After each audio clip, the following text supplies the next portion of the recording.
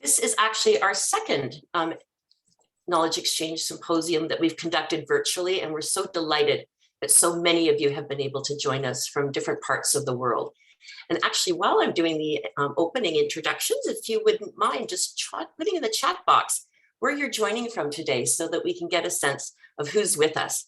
It's great to see so many familiar names on the screen and some very new names to me. So delighted to have you all with us and opportunities to participate and be together in this important day.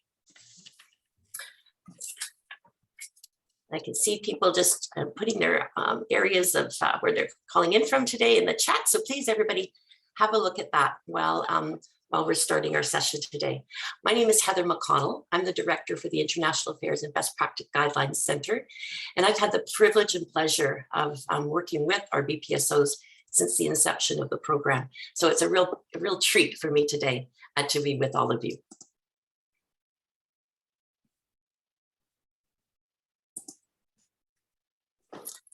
I'm going to open our session with a land acknowledgement. We acknowledge that the office of the Registered Nurses Association of Ontario is located on the traditional and unceded territory of the Huron-Wendat, Haudenosaunee, and the Mississaugas of the Credit, Treaty 13. This territory was the subject of the Dish with One Spoon Wampum Belt Covenant, an agreement between the Iroquois Confederacy and the Ojibwe and allied nations to peaceably share and care for the resources around the Great Lakes. This land is still the home to many First Nations, Inuit and Métis people from across Turtle Island, and we are grateful to have the opportunity to work on this territory. By making a land acknowledgement, we are taking part in an act of reconciliation, honoring the land and Indigenous heritage, which dates back over 10,000 years. We encourage you to learn about the land you reside on and the treaties that are attached to it. Land acknowledgements are an act of reconciliation, and we must all do our part.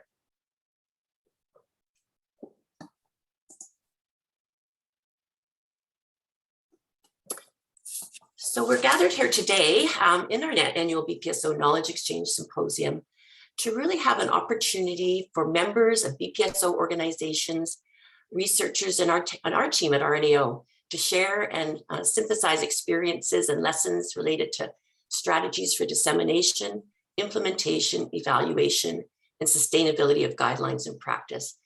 We have gathered together to share the wealth of knowledge that each one of you brings in the work that you're doing related to evidence-based practice. And I do hope that you enjoyed the time that we have together today as we share these learnings together.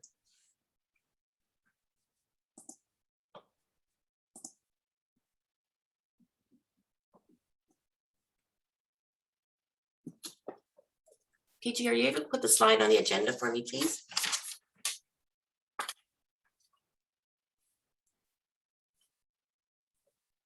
Thank you so much. So we're going to I'd like to take just a few moments to go over the agenda, just so that we're all positioned as to what we're going to be doing together today. And I do want to say that this agenda has been crafted with your feedback and suggestions that you've provided in your BPSO reports. We identified a number of key themes that came up in your recommendations for what you'd like to hear about and share together today. And that's really how we've designed the agenda. We'll have an opportunity to hear about our successes in the designation of the last year. We have the Honourable Christine Elliott, the Ontario Minister of Health, to join us here today to bring greetings. And we are going to take an opportunity to have at least one, if not two, group photos. So please be ready for that and be able to put your cameras on. We're going to learn a bit about the Leading Change Toolkit, this innovative resource that was recently released. And we're really excited to be able to share opportunities for some dialogue related to some key elements related to mobilizing BPSOs during COVID-19 and beyond. We have a number of our BPSOs joining us to share rapid oral presentations. So we'll look forward to that. We'll introduce those individuals to you later on this morning. And then we'll wrap up with some remarks from the Ministry of Long-Term Care, the Honourable Rob Phillips, virtual greetings, and we'll have some closing remarks from Doris and one of our BPSO liaisons and leads, and change agent who's going to speak about their work as well. So special thanks to the many RNAO staff and all of those BPSOs who are utilizing and sharing this time with us today through the posters and presentations that we'll have opportunities to enjoy.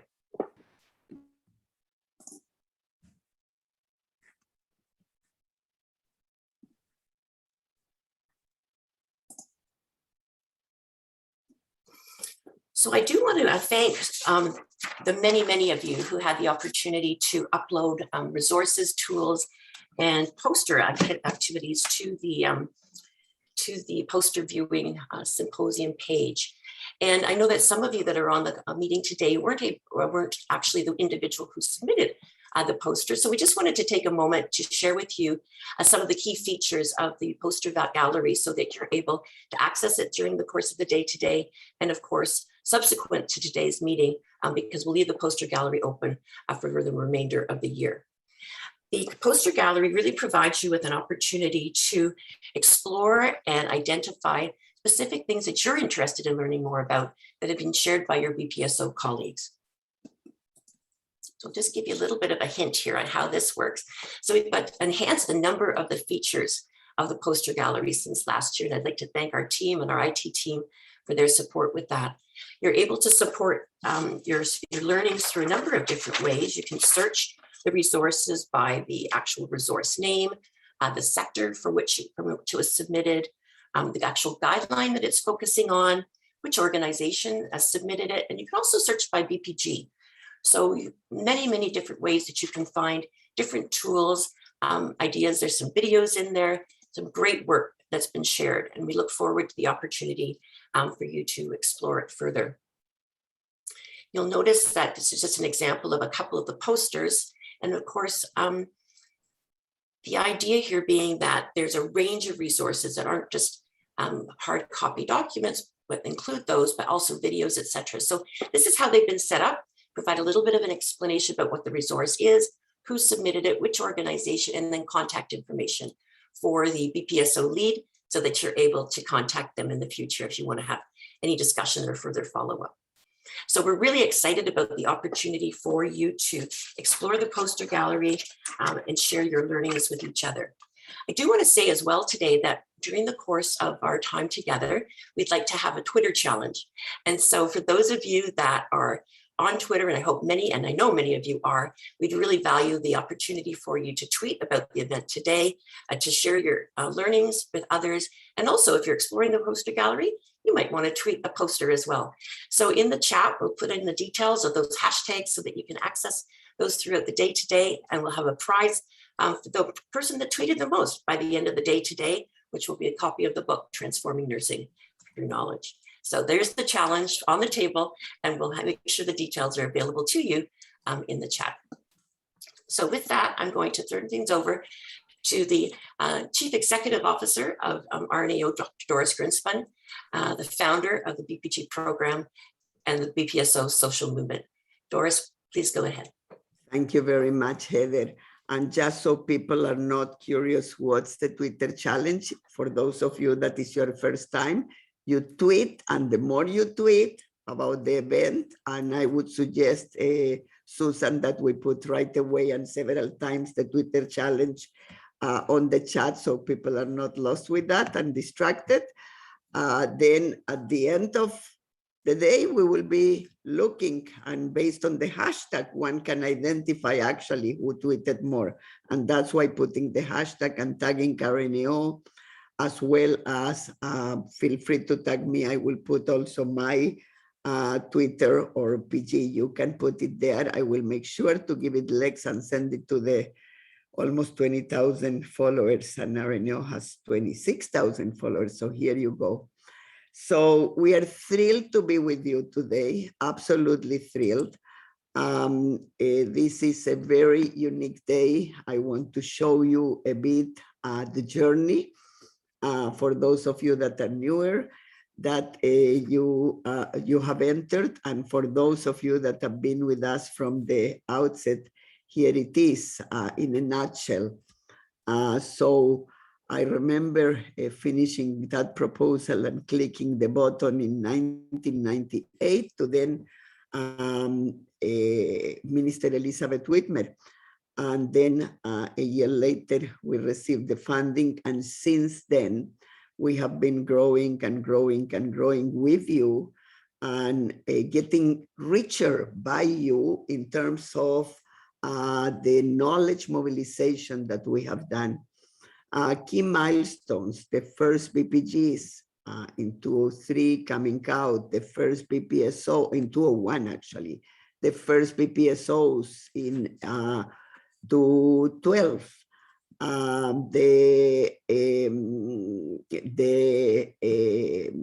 toolkits that we had in 2002, we started the first one, 2004 was out, etc., etc., etc., to the key milestone in terms of those many of you that came today that speak Spanish, the joining of Investen with my dear colleague Maite Moreno, and translating the guidelines therefore to Spanish and making it available to all the Latin American countries, and of course also to Spain, that is in Europe, not Latin America, of course. And other milestones, the long-term care organizations, the long-term care homes, and the adaptation of the program so they could be successful in it. The launch of Inquire in 2012, BPSOs, by the way, was 2003, not 2012. Inquire in 2012. The latest, of course, as you know, and some of you joined us for that, was the launching of the Leading Change Toolkit, which is the 3rd edition of the implementation toolkit. And at the end, what we now need to insert there is the beginning of the work with artificial intelligence, which the BPSOs will receive this week, actually, a memo outlining what it means, what is it in machine learning, what is artificial intelligence, and where are we moving with that, and how that will yet push us to the next stage of the program to help you, help your organizations get the best possible care for patients, for families, and for those that we exist for. So it's a tremendous accomplishment. Some things have not changed, and that's important too. And that's the 3 pillars of the program. So the 3 pillars of the program, as you know, guideline development, guideline implementation, and monitoring and evaluation. And although the pillars have not changed, the methodologies on the pillars have changed. I mean, I just mentioned to you, first of all, in guideline development, as you know, we introduced GRADE and GRADE Circual. That's a change, right? Here we introduce the several different OHTs, which I will be talking in a minute about, the several models of BPSOs, including the OHTs. That has changed. We introduced the Leading Change Toolkit, which although is the 3rd edition of the original toolkit, it includes social movement. That has changed. And I just mentioned to you a minute ago that we are starting to look at the use of artificial intelligence and deep machine learning for the evaluation purposes. So while the pillars themselves has not changed, what has changed through the years is the interconnection between the pillars, is the capacity of each pillar to inform and enrich the other, and is the robustness that we are guiding absolutely each one of the pillars of development, implementation, and evaluation, the interconnection with them. This is why now we call this integrated BPG model. And also the capacity to be always ahead of the curve, always, whether it is deep machine learning, artificial intelligence, not many, if any, nursing associations or guideline development implementation shops are doing, not many, in terms of evaluation. In terms of implementation, I mean, you tell me another program that has kept not only ahead of the curve, but actually responsive to the field on what are the models of implementation in BPSO that we need to respond to everybody. 44 49 best practice guidelines. That too has changed in the way that sometimes we condense 2 guidelines based on your feedback into one, when that actually serves better the purpose of utilization. And then, of course, we have 4 toolkits. I just spoke about one, the Leading Change, because it's the one we just launched. Is entirely online. Please visit it, use it. Then we have, of course, the toolkit for academic settings for implementation in academia. We have the toolkit for primary care, and we have the toolkit for mental health and addictions, given the importance of it. Where we are going in terms of implementation, in addition to keeping a breadth of new models that are necessary in BPSO movement, is also the issue of development of competencies to be able to put into practice all the elements, 16 elements that we see within the social movement action framework that we use now in the toolkit.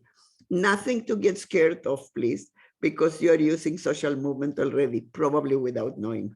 What we ask you at the beginning that we want you to tweet, that is social movement. What many of you do, which I need to make credit to my colleagues, and I saw Olga is here from Bucaramanga and from Colombia and from Chile, that came from them, the issue of using, pins that are BPSO.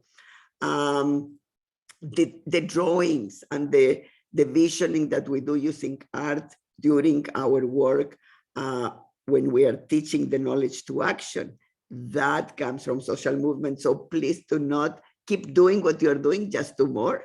And as you visit the website, use elements of the 2.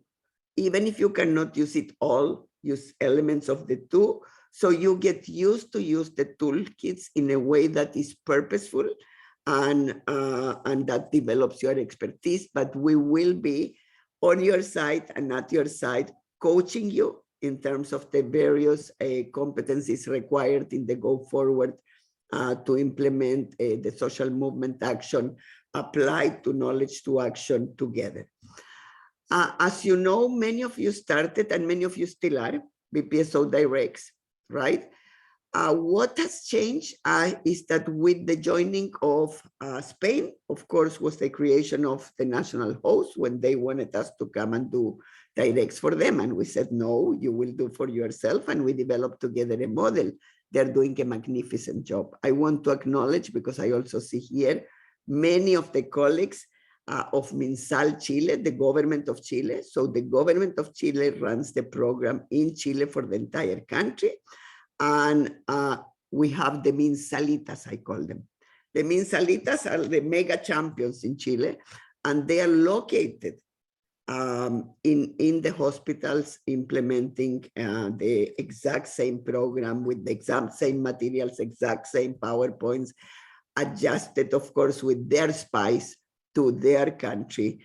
And the same goes in many other countries that we are here. Our regional hosts, that also came from Spain at the beginning, because many of the comunidades autónomas in Spain wanted to run faster, right? And therefore we created regional hosts that report to the national host, and the national host brings all of the evaluation to us. And then, of course, here at home, we created a regional host, Hospital Montfort, for the Francophones, and that is amazing, Francophone community. And we now have Universal Care, which is the first host for long-term care, and that will be magnificent. And not that I am highlighting them, I'm just giving those as examples that may be familiar to you. And then, of course, BPSO HTs that we are running at this point, 7 of them, with more lining up that they want to join. And for those of you from abroad, from outside of the country, BPSO HTs are Ontario health teams. They're integrated models of care. So they include from primary care, hospital care, home care, long-term care, etc. care in the community, like mental health and addictions. All of that is more local in communities. And we are actually leading BPSO HTs within the HT model. And we have 7 of them, and it's magnificent. The work they're doing is magnificent. It brings the level, not from administration, but at the front line of care together in a way that when they train together, they then do work together, they do the advanced clinical fellowships together. The results are something that I know Minister Elliott, when she joins, I will be thanking her because she understood the importance, and they did support us with the funding for that. 2 types of BPSOs, BPSO service, so that is service organizations, whether it's primary care, home care, hospital care, all the sectors, of course, and academic BPSOs. From there, you can see that, in fact, these are the first, the 2021 BPSOs that joined. I want to, that are graduating, right? I want to, in addition to that, I want to welcome the international BPSOs in 2021. And I will tell you why I'm welcoming them in particular, although everybody else too. And it's because I find it, and my colleagues find it, particularly inspiring that in the middle of this difficult and challenging pandemic, we had BPSO OHTs here that wanted to launch during the pandemic. We have the ones that were in the journey that wanted to keep meeting and doing the work. And we had new ones, 15 new hospitals in Chile that the government wanted to launch during the pandemic. And then another hospital in Chile, and so forth in many countries. We have BPSOs that during the pandemic, they wanted to launch because they saw the benefit of being BPSOs.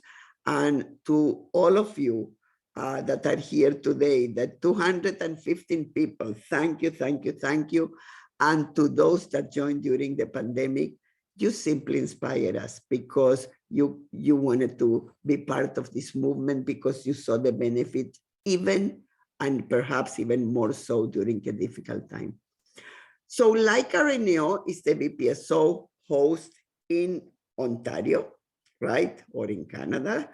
And then we are the mega BPSO host for the world, I would say. Countries, when you see there are 18 BPSO hosts, with the last one being my colleague in Bucaramanga that I just mentioned, what you see is actually organizations like Montfort, like MinSal, the government of Chile, like in Australia, ANMF, like Investen, et cetera, in many countries that you can see there. Those hosts are the ones that have the BPSO Directs reporting to them. That's what's the important piece for you to remember. And we have over 1,000 best practice spotlight organizations at home and abroad, about 600 here in Canada, the rest across the world, and probably by now we lost count because each country has more and more of them. And it's just a movement that is incredible, incredible. Going forward,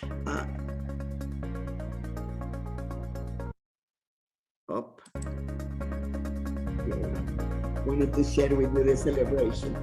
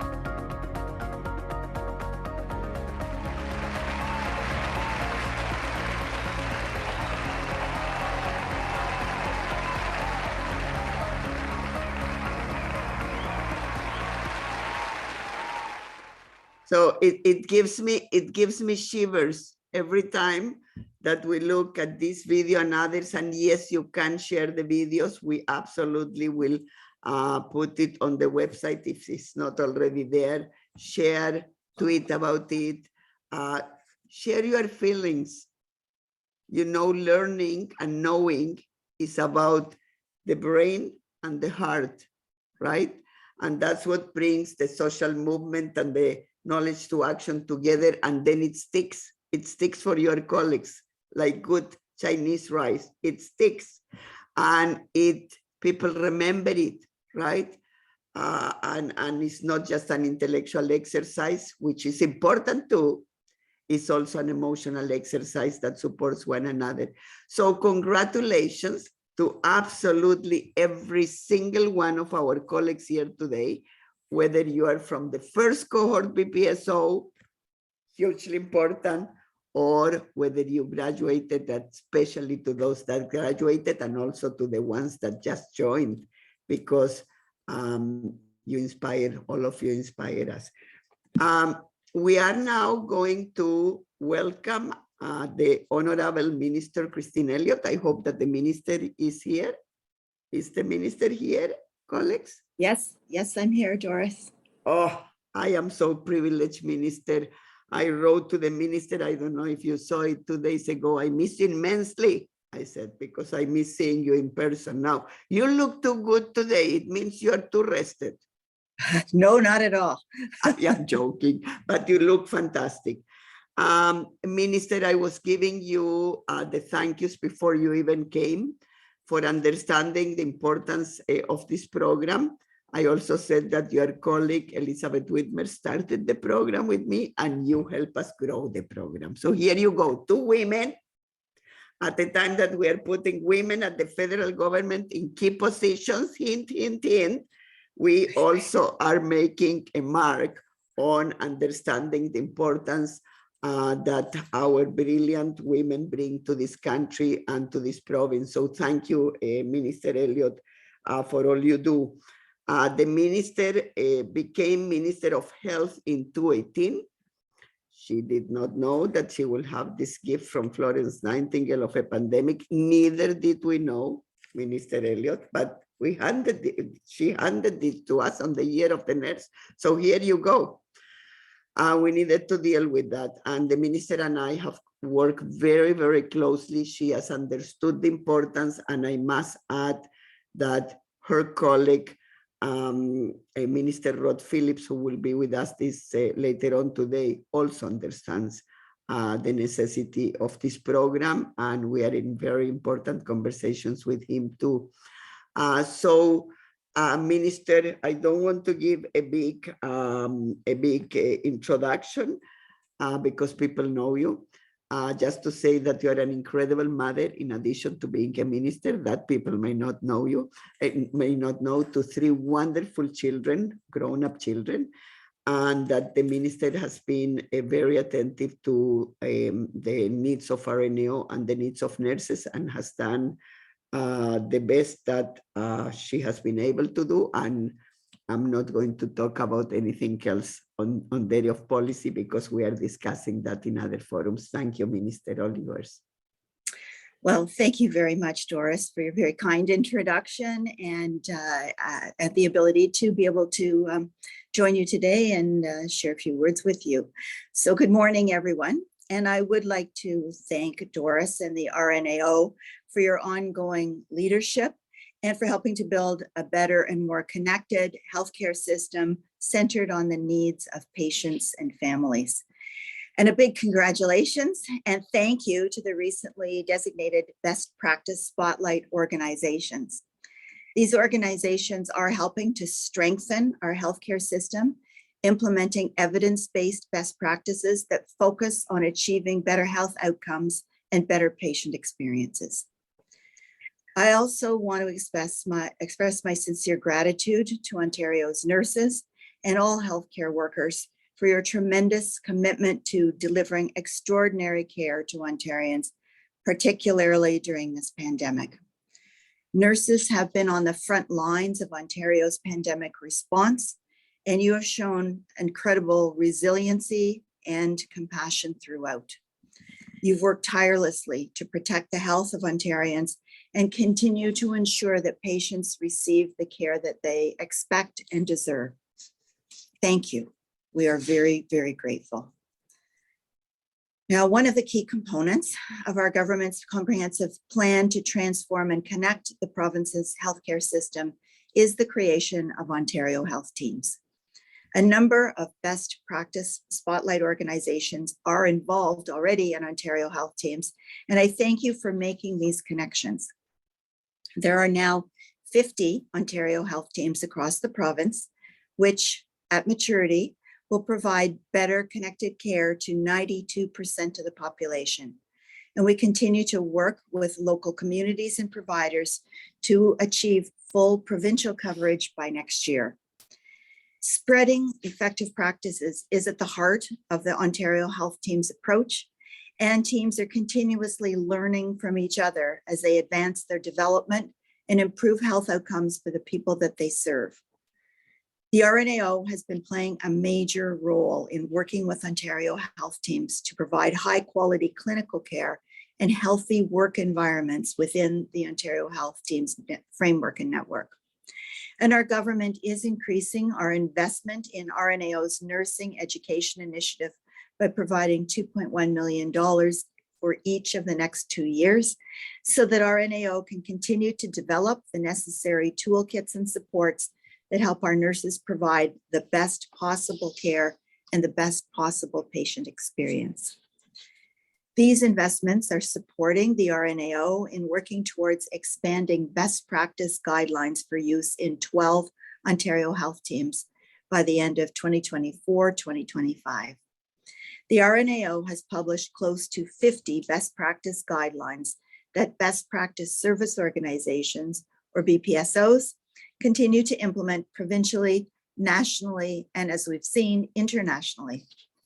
These include inter and intra-professional collaboration, pain management, end-of-life care, tobacco interventions, and preventing violence against healthcare workers.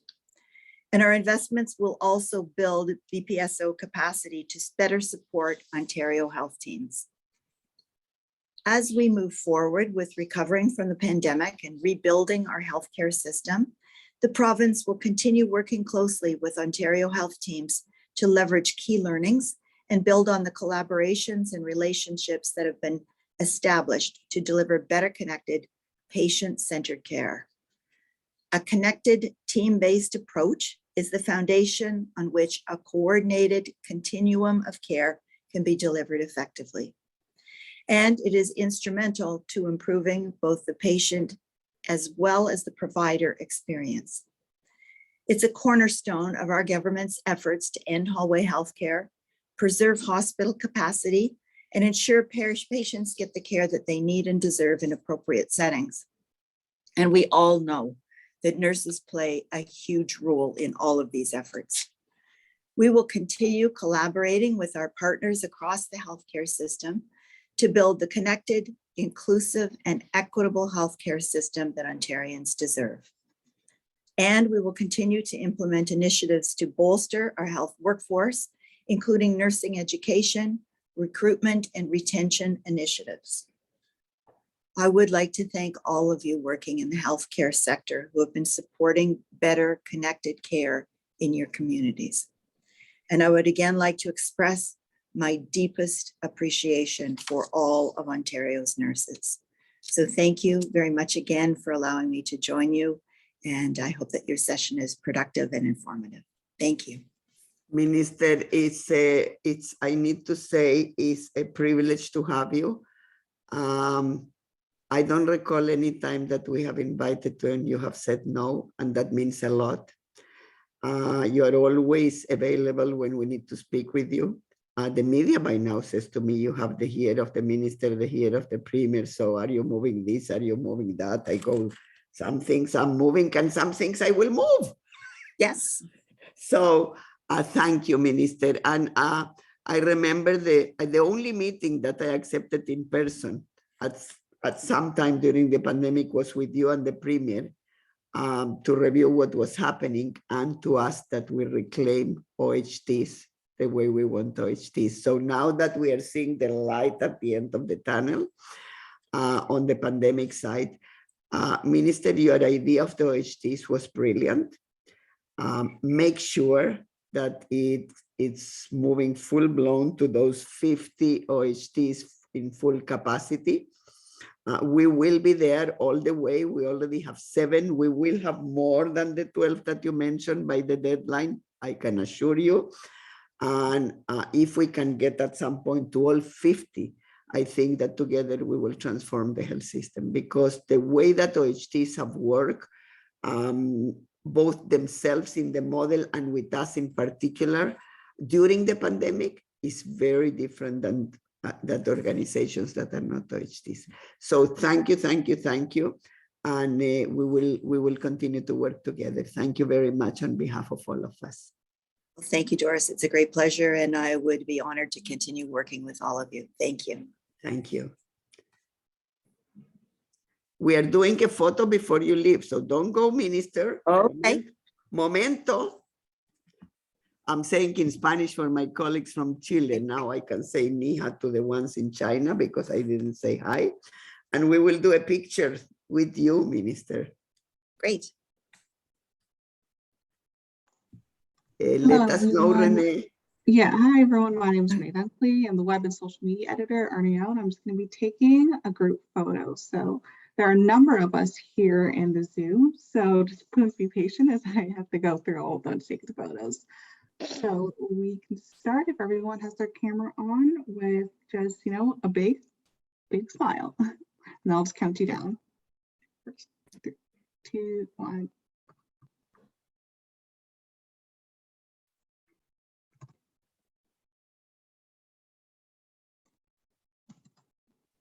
Okay, keep smiling and keep smiling.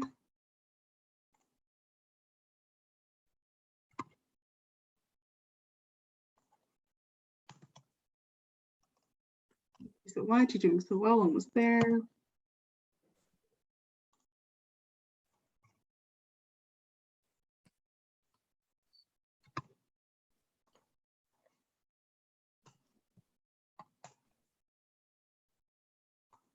Right, I'm almost halfway there, almost done.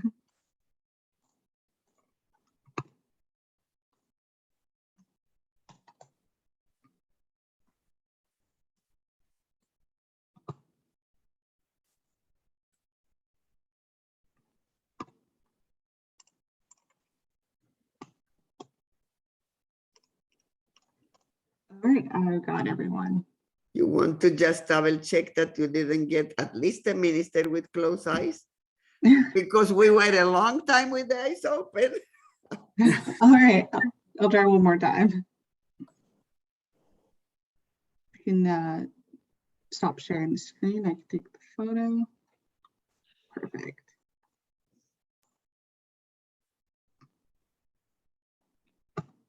There we go. Looks great. Thank you.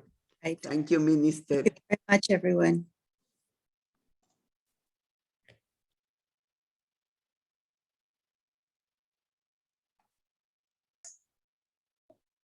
So good morning, everyone. I'm Catherine Wallace, Senior Manager at Implementation Science Team and the current program developer lead for the Leading Change Toolkit. And delighted to be talking this morning to you about our newest implementation resource, as Dr. Grunsman alluded to, released just a few weeks ago, and really wanting to share with you some of the highlights of this new resource, have a chance to have a quick look at the website, and then also have some discussion about a few of the key elements that are part of this resource, and hear from you about ways in which you are using social movement action and other strategies to support knowledge translation. All right, so the Leading Change Toolkit, oops, I'm sorry, I'm already, let's see if I can go back a slide there. Oops, no. There we go. So the Leading Change Toolkit is available online, rnao.ca/leading-change-toolkit.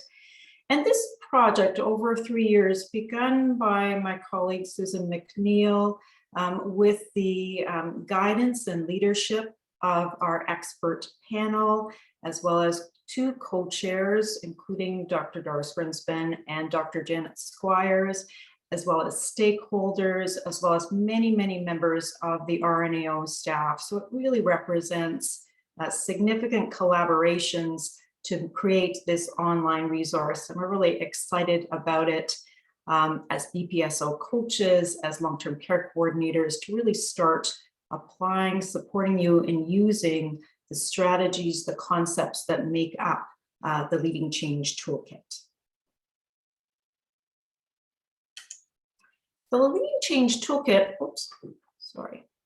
the Leading Change Toolkit, what makes it revolutionary, new, exciting, is the application of these 2 frameworks, 2 implementation frameworks, as we heard Doris speaking about earlier. So the Knowledge to Action framework, all of you are familiar with that one, as we continue to use it from the 2nd edition. The Knowledge to Action framework, we know, is a structured, systematic process model. It gives us insight into how to lead change. What are the related elements that can help give us a starting point and understand, almost like a roadmap to lead us through a process of change. But for many BPSOs, the other part of change that they wonder about, sometimes struggle with, is how do we get the engagement of staff? Because we know that we need staff engagement, staff involvement, ideally staff ownership, in order to move change forward. And so social movement action gives us good insight into how to integrate that component, that essential component of change, to make it one that is people-led, staff-led, that has grassroots origin, that allows for change to be achieved and be sustained.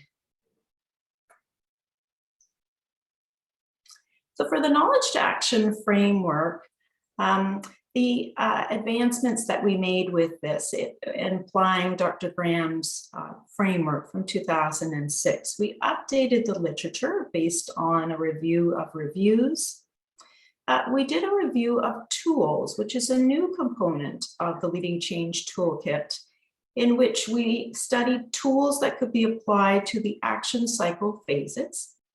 And that included both a review of their pragmatic qualities and their validity as well. And we'll show you later in the presentation some of those tools that are included in the toolkit, but another way of building strategies to support the Knowledge to Action framework. In addition, we talked about how this framework could be applied to the knowledge to the social movement action framework as well. And in understanding the Knowledge to Action framework, we know as a framework, there are theoretical concepts that are part of this work. But to move the framework forward, in addition, we need to understand some of the strategies. That can include a gap analysis where we determine whether change is necessary, the extent of change, where change is indicated, and to what extent. So by applying both the concepts of the KTA framework as well as strategies, it moves change ahead. Additionally, understanding the strategy of using indicators to evaluate change can be a powerful way then of moving those action cycle phases of monitoring knowledge use and evaluating outcomes. So in other words, to use a framework effectively, we need to understand the concepts related to the framework, as well as the related strategies to be effective as change agents, as champions, as BPSO leads, etc.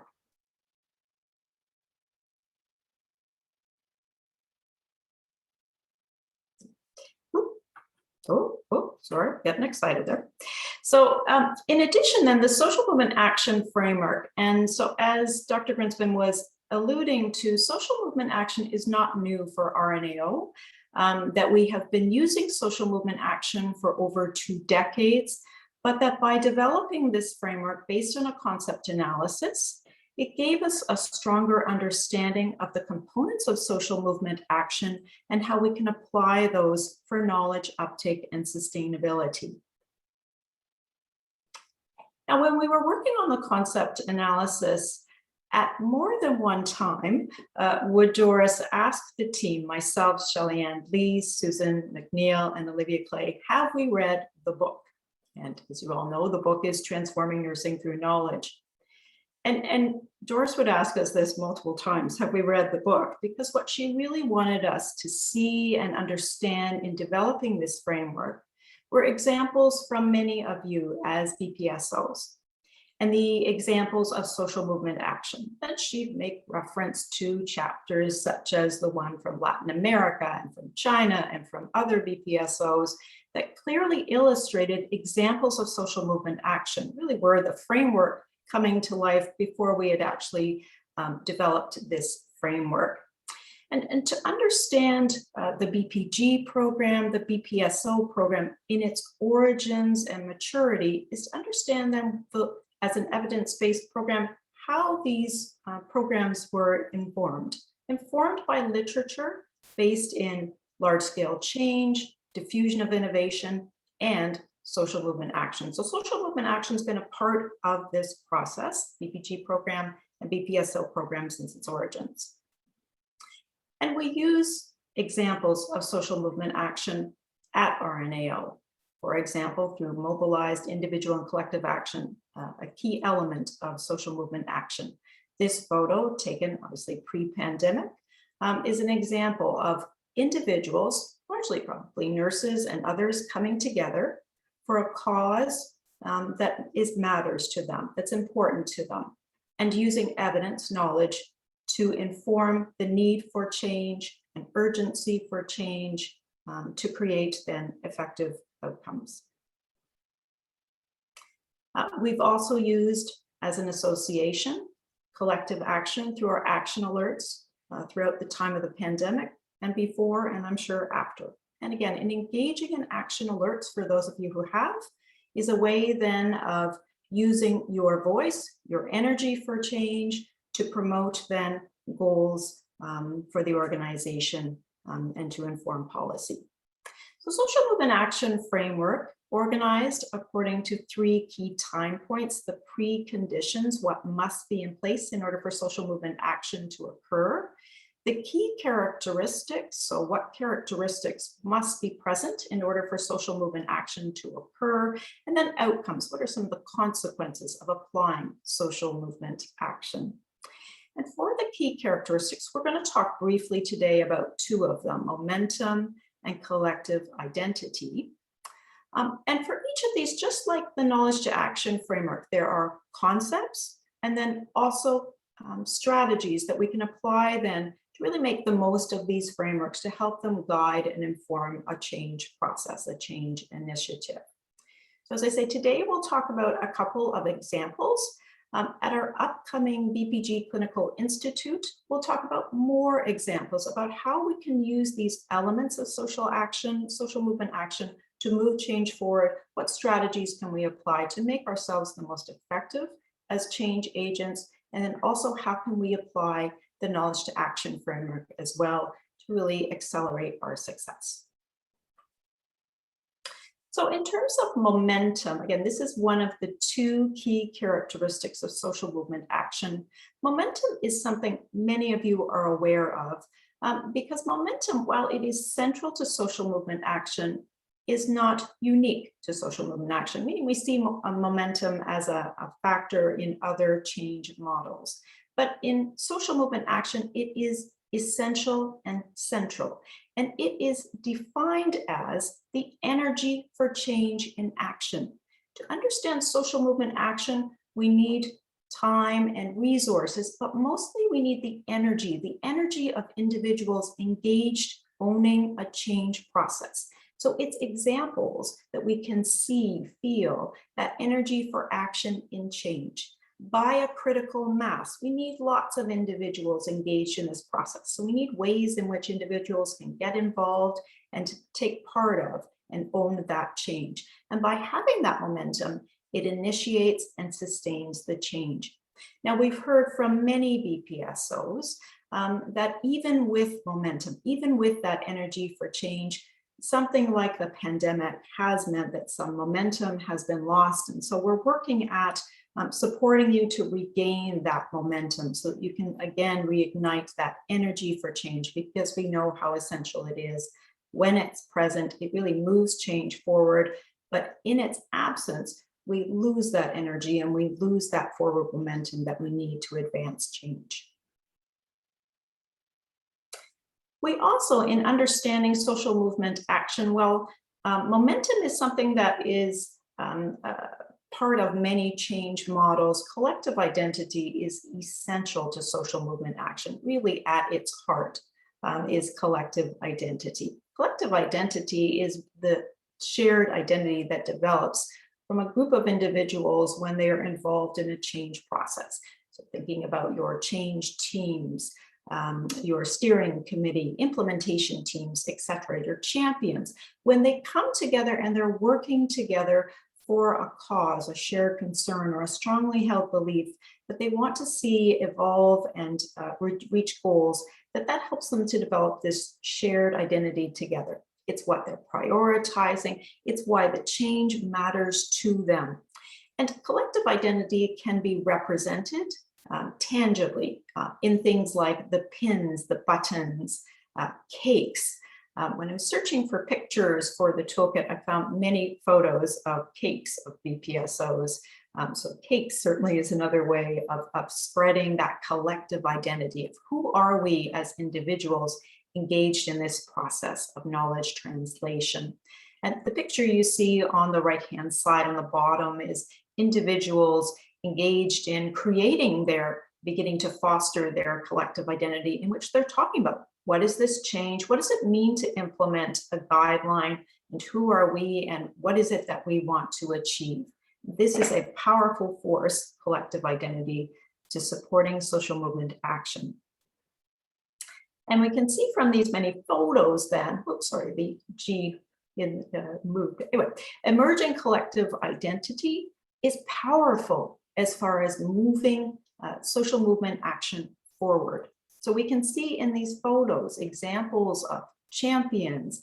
We can see examples of emerging leaders, both formal leaders and informal leaders. We see individuals working together for a collective cause, a collective purpose. And through the development of their collective identity, understanding the change, understanding the values, the importance of change, and then being able to use that in framing, to communicate that to others. As Doris was alluding to before, it's about the importance of change, not only from the head, but from the heart. Why does this matter to us? Why is this so important? So the emergence of collective identity is a powerful component of social movement action, something to be nurtured, something to be valued, and a key way of getting staff not only involved in change, but invested, owning change. It's about them and their change initiative. In addition to the two frameworks included in the Leading Change Toolkit is a section on engaging persons with lived experience. And you can see from the graphic, and again, we want to thank our members of the RNEO team, including Olga Gabrielva, who's the web designer who created these beautiful images that augment our work on the Leading Change Toolkit. And you can see from the graphic, we've got our persons with lived experience, their families, and we see that we are integrating this component of change with our two frameworks, the waves of social movement action as a series of energized, positive change, and the knowledge to action framework. So in the engagement of persons with lived experience, they can be part of our change teams for our change initiative. So we define this as the intentional partnering with persons, families, communities throughout an implementation process. And we know for those of you who have used this as part of your change initiative process, that it can be very informative and can lead to improved health outcomes, including quality and safety. So again, the Leading Change Toolkit available as an online resource on the RNEO website. And I'm going to show that to you now. Again, I'm going to be mindful of time just because we do want sufficient time for breakout rooms to talk a little bit more about momentum, collective identity, and engaging persons with lived experience. So I am going to show you briefly the website. I do want to ask too in the chat box, if your poster that you're sharing through the symposium has a focus on momentum, collective identity, or engaging persons with lived experience, please put that in the chat box, because part of the symposium is the opportunity to learn from BPSOs. Again, many of you are using these tools to support your change initiative. And so I'm going to switch screens, and I'm wondering, just Doris, if you want to make any other comments regarding the Leading Change Toolkit, the importance I of absolutely want, only very short and one, which is every time I hear you, I fall more in love with the toolkit, not that I was not before, and with your way of presenting it. So I know that Catherine gave the kudos to Susan and myself and Olga and others. The biggest kudos belong to Catherine. She is the one that didn't lead, but did absolutely with the help of Shelly Ann. She did the concept analysis for this toolkit. So as she said, even in the book, without people being fully aware of all the characteristics, people already were doing many of the elements of social movement, special collective identity. And collective identity, we in fact were even speaking before we had the concept analysis.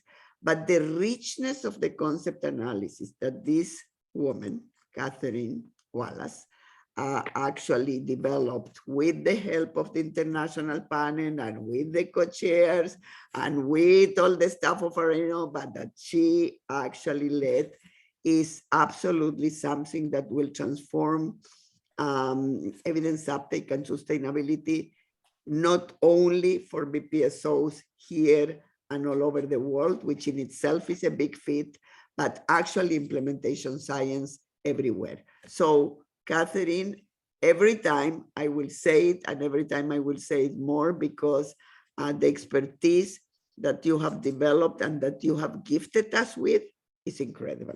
Thank you. Thank you, Doris, for those kind words. This is your vision, right? And I think that's important to say. And it's important to say, as valuable and as incredible the vision is, ultimately, social movement can never be one person. It must be people-led. And so it is the inspiration of all of you as BPSOs, has given the opportunity for nurses and others to engage and lead a process that is meaningful to impact the people that we care for, to mobilize knowledge. So I think it's the leadership and it's the opportunities for us as care providers to lead, to shine. So let me give you a visual for what you said, given that it's being taped, and in 20 years, they will say this lady, meaning you, and this other lady, meaning me, said ABC. Number one, visions without bridges to make it a reality, stay in the head of people. So I can have all the visions in the world. It's you guys, and I'm talking about staff with panels for BPGs, with an expert panel for the Leading Change, with expert staff and involvement of BPSOs for artificial intelligence, that are the bridges. Now, visions and bridges without people to walk through the bridges and get to the other side, do nothing to patients. And it is the BPSOs in our case and the leaders of BPSOs with their teams that really get us to the other side, where the patient is waiting for that better and better and better care in every single encounter, guys. We have no more excuses. I'm telling all of the 220 people present, no more excuses. Yes, there is a pandemic, but every time we are with a patient, whether it's in home care, whether it's in long-term care, whether it is in palliative care, whether it is in pediatrics, whether it is in a hospital, wherever it is, long-term care, every single minute. Yes, we want more minutes, and that's why we want more staff, but every single minute needs to be informed by the best knowledge we have, and by the best compassion here in the heart that we have. And this will help you. The Leading Change Toolkit will help you become agents of better and better, because you already are stronger and stronger agents of change in your organizations. So we, as a collective, all of those of us that were involved with Catherine at the head of it, gift you this to make sure that patients in your organizations get the care they need, that they deserve, and that nurses feel, and other health professionals, because in many countries, many others are using it, and in ours too, at home and abroad, that the teams feel proud and feel, and the moment that pride in our work becomes our collective identity is the moment we won the prize of delivering best care. So go for it. You have a gift that is second to none, and take the time to review it. You will not learn it in one day. Only one request from Catherine, myself, Susan, and everybody that has been involved. I don't know if John is here from Ottawa, John Zhao, and I don't know if Jesus is here, but whoever that is here. I saw a lot of people from different places. Don't get overwhelmed, because it is overwhelming, but don't. You're doing pieces of it. Every time, master another piece, master another piece. By the time you're done mastering the pieces, Catherine, Susan, and the team will come with the competencies, and you will say, oh, we're doing it. We know this, but we will be consulting with you on those competencies too. So a gift for you, use it, take advantage, and run with it. Excellent. Thank you, Doris. And I think that to ensure we have enough time just for some discussion about a few of these components, and I think we'll move to our breakout rooms. And then if we have time, then we can always come back and have a quick look at the website together. Okay, so what we're going to do is we've got 3 poll questions that we're going to answer as a group. First on momentum. And oops, so I think I got to move this screen. There we go. Oh, no, first we're going to talk about collective identity. And so we'll answer the question together. We'll do all 3 of these, one on collective identity, one on momentum, and one on engaging persons with lived experience. We'll ask you to answer the poll question. And then once we've done all 3 and seen the results, and the results will just summarize all of us as a group, all 210 of us. And then we'll go into breakout rooms so we can talk a little bit more about why we chose the response that we did, and talk a little bit more about some examples of these concepts to learn from each other. So for the question of collective identity, and I'll just make sure, Angela, whoever is opening the poll, that we're good to do this. Okay, so, and we're going to do all 3 of these at the same time, I see. Okay, okay, so let me read this to you. So the question says, collective identity as a champion change agent, is somebody engaged in the change process. How do you foster the development of collective identity? In other words, what are you doing in your organization so that, as we saw in those lovely photos, we see pins and champions, and just that expression of individuals working together. So do you, encourage teams to name themselves? As we'll hear about, well, I'm a falls champion, for example. That's a way of supporting collective identity, and identify what their focus, their capacity, their priorities, what the work they're doing again, and why it's important to them. Do you recognize and value the importance of the social ties and the shared trust? Because collective identity is about those social relationships. C, nurturing social relationships through face-to-face interactions, recognition of achievement and celebration. Do you take time during meetings to share examples of positive experiences, personal reasons for being part of the change, or do you do all of the above? So that's question 1. And then our second question focuses on momentum. So again, as a change agent or champion, which of the following strategies have you used to support momentum? You know, momentum right now is a bit challenging with the pandemic. So have you framed the change as credible, as urgent, meaning there's a timeliness to it, it's important to us today, and aligned with staff's values and beliefs, or those of the organization? Have you remained inclusive, meaning allowing everyone, anyone, to be a part of the change process as a way of building that critical mass? Have you addressed questions, concerns regarding the change to remain transparent to new ideas? We know that people really need to understand the change in order to build that momentum.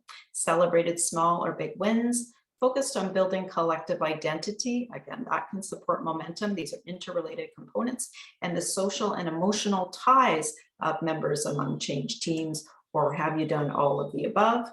And then our last question regarding engaging persons with lived experience, and this is on a Likert scale. So we're asking you, how important is it that staff as members of change teams believe that persons with lived experience, or persons and families with lived experience, bring a unique understanding, have valuable knowledge, and offer perspectives as valid as, sorry, let me do it again. How important is it that staff as members of change teams believe that persons with lived experience bring a unique understanding, have valuable knowledge, and offer perspectives as valid as staff members? Is that not important, little importance, neutral, somewhat important, or very important? Okay, and so is the poll open? So I'll need someone just to walk us through when they can answer these questions. Yeah, the poll's been going. Oh, okay. So please respond in whatever way feels best for you. There's no right or wrong answer. Then we'll see the results again from all of us. Thanks, Andrea, for your help. We're just going to give it a little more time. We only have about half the people completed it. Okay. Can just take your time, and if you can answer all three of these questions.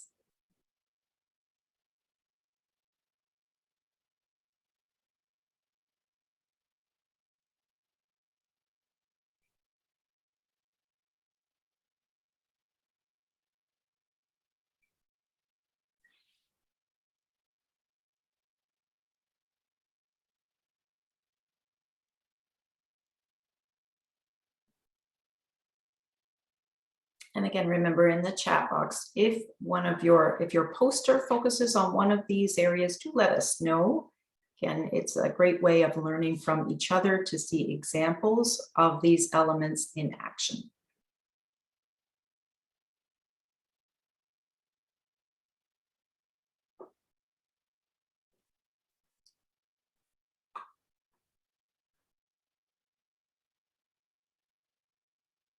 How are we doing, Andrea, as far as response rate? We're at about 70%, so we'll give just a little less than a minute left. Okay, thank you.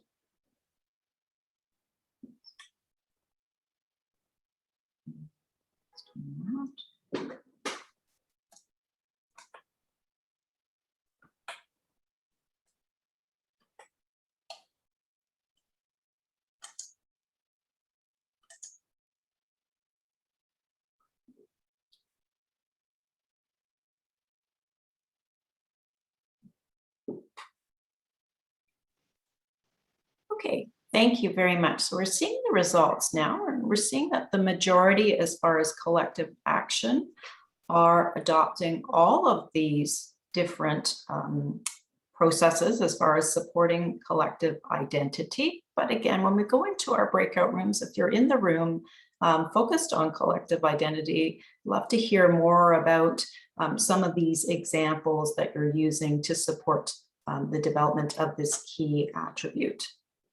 And then as far as momentum then, it looks like the way in which the strategy you're using to support momentum the most is the celebration of small or big wins, followed by addressing questions, concerns. So it can be interesting to hear a little bit more about that for those of you who are in the breakout room focused on this, and then remaining inclusive, really wanting to make it as open for any staff who are interested in participating in this process.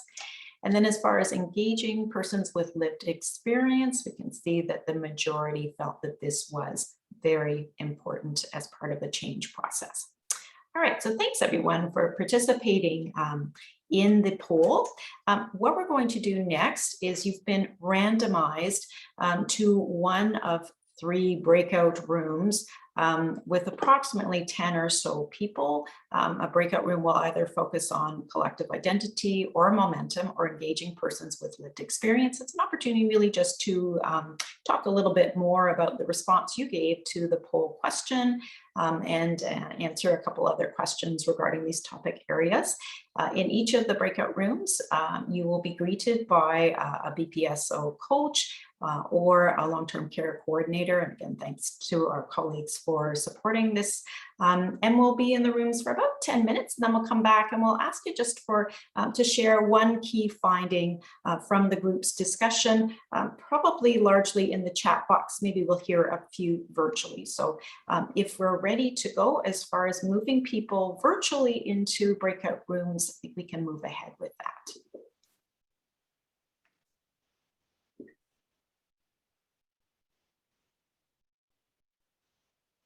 And I can see everyone is moving into the rooms. Thanks, everyone.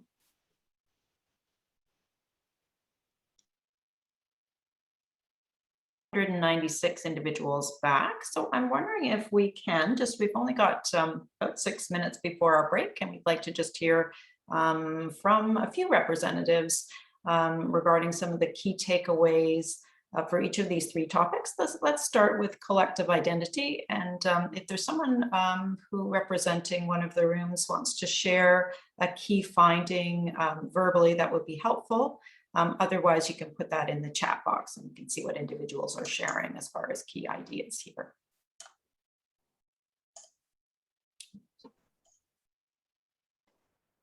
Hi, Catherine, it's Stephanie. I can do a quick share. Our group had a lot of examples, but one of the ones that stood out was because many of the organizations, the staff members don't necessarily work within the organization, they go out to their clients' homes. What they're going to be adding is a signature line to identify that they're a champion, to show that extra recognition and that extra visibility within the organization. Excellent. So promoting that public presence of champions and acknowledging them as emerging leaders. Wonderful. Thank you. Thanks, Stephanie. Can we hear one more example before we move to momentum? Any other groups have a key finding they want to share? Hi, it's Carol. Hi, Carol. I don't mind sharing from our group. One of the big things that we talked about, there were sort of 2 key themes. One was about really good communication and allowing others, building that trusting relationship so that there could be participation from all members in the group. So those that tend to be quiet, and then, we all know that we have overbearing people as well. And then the second piece was empowerment of people that are involved in the change. So allowing them to make decisions and, providing them the education, obviously, in order to make those decisions. So those were sort of the 2 big key themes that came out of our room.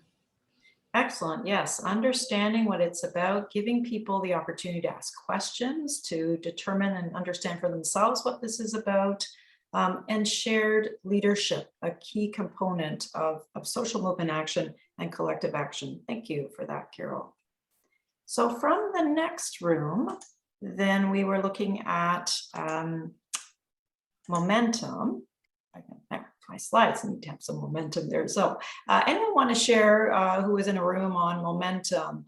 What were some of the key strategies you thought that were important to support momentum? Something as I identified was maybe challenging at this time with the impact of the pandemic, of deployment of staff, etc. So can we hear just a few examples, please, of strategies to support momentum? Hi, Catherine, this is Janet. I can share from our team. Thanks, Janet.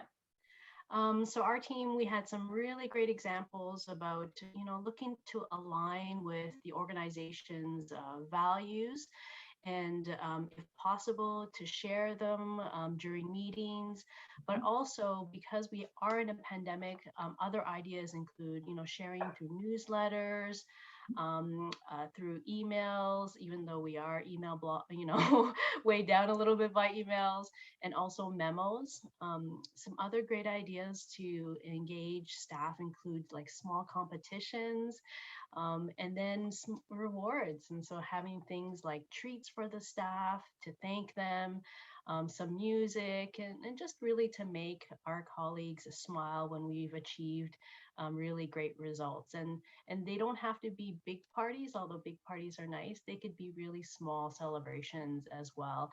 And staff always appreciate things like that. Mhm. Can I comment on that? I think that both is important because it recognizes people and people feel valued. It's also important because it introduces fun. And while social, you wouldn't see a social, and I don't know if it's fun or energy, it's both. It's a mix of tension, right? Sometimes it's fun, sometimes, but it's always energy, right? When you, Catherine, were talking that social movement is energy. That's what it is in a nutshell, right?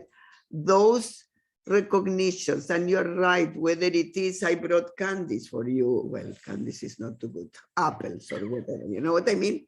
Rats fresh from the tree, or you did a big party, or you just stood up and rah, rah, rah. It brings energy, recognition. You know, we have people in the middle of the pandemic. I was so struck. Mick is the name of a person from that works in mental health and addictions in Ottawa. And I will never forget his name, even though I never met him in person, met him virtual. He said he comes to our meetings during the pandemic of OHT, and he comes with a lot of burden of what's happening, right? Of what's happening. And he leaves energized. He leaves with, you know, he didn't say it, I am paraphrasing now, but the heart lightened up, the belly again running, we need to do more, right?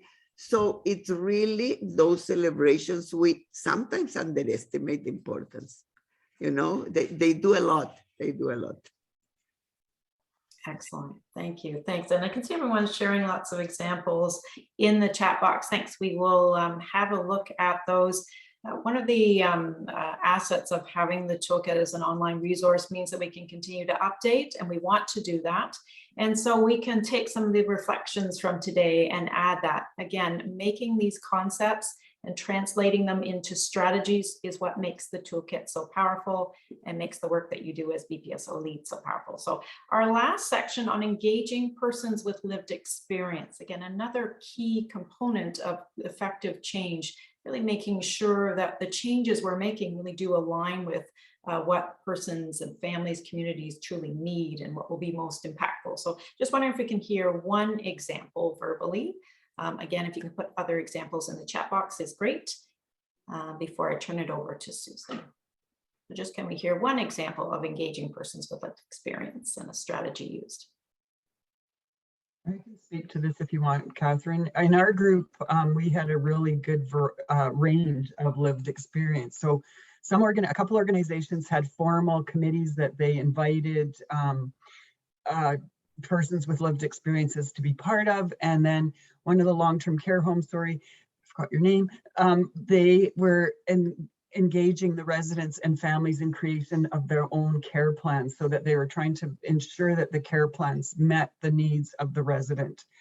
And everyone agreed that this was a way of grounding. This was a way of ensuring that we're here to deliver care to the residents, patients, and it's a way to really check your practice, almost what sort of was brought up.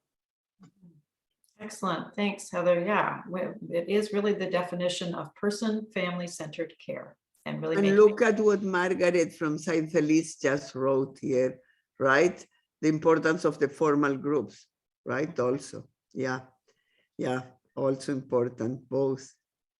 Excellent. Thank you. Thank you so much for that, for your participation and for sharing your wisdom with us. It really does create then that collective wisdom that improves the work that we're all doing.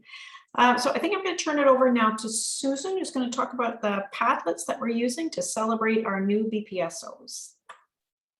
Great. Thank you so much, Catherine. So we are just about to head on to a break. And one of the things that we want you to do with us together, and we'll talk about the break in just a minute, is to create a complete wall of congratulations to celebrate our newest BPSO designations who are part of this BPSO social movement.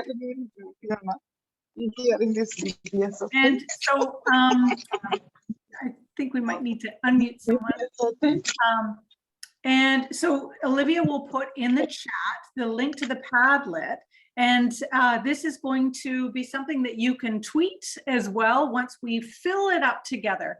So when we fill it up, you can put in their words of congratulations to our BPSOs, pictures, gifts, videos, anything you like to help celebrate together this amazing accomplishment of all of the BPSOs who have just recently been designated. So we'll do that throughout the end. There's the, thank you, Olivia. There is the link to participate in that, and we'll pull that up during the break as well. And also for during the break, we want you to stretch and check out the poster gallery. So we will be on break until 10:45. So we'll see you back at 10:45 and start with the second half of this event. And Olivia, if you can pull up the Padlet while we have the break, that would be great. And you want to explain to people how to do it? Can you walk? Yeah, so they go, yeah, there we are. Thank you. So if you click on this link there that's in the chat box, all you have to do is click on the link and you can add. See, you can see a GIF there. You can see a visual. You can add your words, any words of appreciation, even videos. So let's make this wall look just fantastic and really exciting for all of us to share. And then this is a great opportunity to also tweet and retweet about this to spread the word.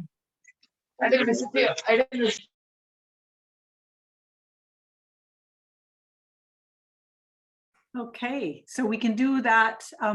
You also have the opportunity to check out the poster gallery. So we'll just keep this up during the break and then resume at 10:45.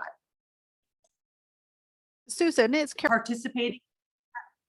And if you have had any challenges with accessing the Padlet, please send a note in the chat box to any member of our team and we'll help you troubleshoot. So we are going to move on to the rapid oral presentation section of today's event. My name is Susan McNeil, and I am the Associate Director of Guideline Implementation and Knowledge Transfer at RNAO. And I do have my camera on, but I'm not seeing my face, so I'm not sure if you need to enable my camera on your end. Great, thank you. So today we are focusing on 3 themes for this section, and these themes capture topics that you said that you wanted to hear about from each other. And we are going to be hearing from different types of BPSOs, different sectors and different models. And so the 3 themes are maximizing virtual connections, building healthy work environments through self-care and wellness, and inclusion and diversity. So each of our presenters or groups are going to be given 5 minutes to share their knowledge and experience on this topic. And then we plan to have time for questions at the end of each theme. So I'd like to start by welcoming Charlie Beyer, who is the Clinical Director of Virtual Care at SE Health. And SE Health is a BPSO Direct and also part of 2 BPSO OHTs or BPSO Ontario Health teams. And that is South Lake Community and Northwestern Toronto BPSO OHTs. And the topic of Charlie's presentation is Power On, PFCC in Virtual Care Connections. So over to you, Charlie. Hello and good morning. Thank you for that wonderful sort of introduction. As Susan has actually indicated, I too cannot sort of see myself. So I'm hoping that I am appropriately sort of framed, as I do have my video on. And if that is not the case, I'll look for some nodding. Oh, there I am. Okay, awesome. Thank you. Thank you all so very much. I'm so excited to have the opportunity to sort of speak with you sort of today about the work that we've been sort of doing in terms of integrating personal and family sort of centered care, also known as PFCC, into our virtual care model, as well as sort of our virtual sort of care sort of connections. For those of you that may not necessarily sort of be familiar with SE Health, formerly known as St. Elizabeth Healthcare, SE Health is a national healthcare provider for more than a century. We are recognized as Canada's largest social enterprise, and we have one of the largest diversified home health organizations in Canada, with a mandate to bring and spread hope and happiness to the lives across the country. SE Health provides healthcare services across many areas of health system, including home and community care, long-term care, acute care, and primary care. Our customers include governments, regional health authorities, hospitals, seniors living sectors, community organizations, and direct consumers. It's also, I would be remiss if I didn't sort of note that SE Health is a founding member, a founding BPSO sort of member. So our journey actually began in 1999 with actually the testing of BPGs, and before its actual formal launch sort of in 2003. And as our clinical scientist, Dr. Margaret Sari states, SE Health is the beginning of the beginning when it comes to sort of BPSO. So we've had and enjoyed a long tenure with the organization and the work at hand today. So it is my privilege and pleasure. Let's see if I can get that slide to sort of move. To speak to you. Very well, thank you. On a couple of the models and how we actually sort of approach not only sort of our virtual care, but our virtual sort of connection. So I'm going to bring you back a little bit as to some of the work that had sort of been undertaken within sort of our organization. On the screen, you're actually going to sort of see two sort of models. You'll see a model that's sort of on your left-hand side, and in the center, it's sort of the SE virtual care. And when we think about sort of virtual care in our organization, that's really sort of an umbrella term that comprises of four sort of distinct domains. We have an SE telehealth or telehealth SE, which is a 24/7, 365 call resource team by expert nurses that are available to provide clinical decision support. We engage in telemonitoring, so remote patient monitoring or RPN for specific sort of clients. We have teleconsults where we can consult an expert clinician sort of with the client, or we may have clinician to clinician consultations in terms of a novice clinician either reaching out to sort of experienced, or it may be that we've got clinicians that are reaching out to one clinician, a generalist that might actually be reaching out to a specialist sort of clinician. And then we actually have sort of our domain of telepractice, which is leveraging sort of technology in care delivery from a regulated provider or a clinician sort of to our clients. On the right-hand side, you'll actually sort of see what is known as the SE Health professional practice model. And you'll see in the very center, and I'm sorry that it's small, so this is not an eye challenge test. You'll actually sort of see the middle where it speaks to, you'll see a sense of clients, and then we've got three domains that focuses in on safe, happy, loving care. The combination of these two particular sort of models, our foundation is actually the PF sort of CC. So all of the integrations and all of our sort of approaches, we're thinking about that patient, we're thinking about that family, we're thinking about how we can focus in on supporting the client in their healthcare journey in the best method possible. So the virtual care model that you see sort of on your left-hand side, that really sort of speaks to the what, and the professional practice model that you sort of see on the right-hand side sort of speaks to the how, and integrated in both of those are the PFCC. But let's sort of get down a little further into sort of what are some of the enablers of our PFCC and virtual care connections. We really sort of find this sort of sitting sort of in three sort of domains. We think about it from a client family empowerment perspective. So we look at where that client is or where that patient is and their family and their caregivers, and we look to sort of see how we can actually support their life goals, not only sort of care goals, but truly sort of their life goals in that particular journey. We know that virtual care can sort of be leveraged as a tool to facilitate strong partnerships and collaboration sort of with clients, but we also sort of know that the technology can be actually sort of leveraged to increase greater sort of engagement from clients in their sort of care journey with us. We're also implementing sort of a new care delivery model within our organization, which is called the Hope Approach to Care, which really sort of focuses in on empowerment of those nurses in terms of their autonomy, in terms of sort of their clinical decision-making.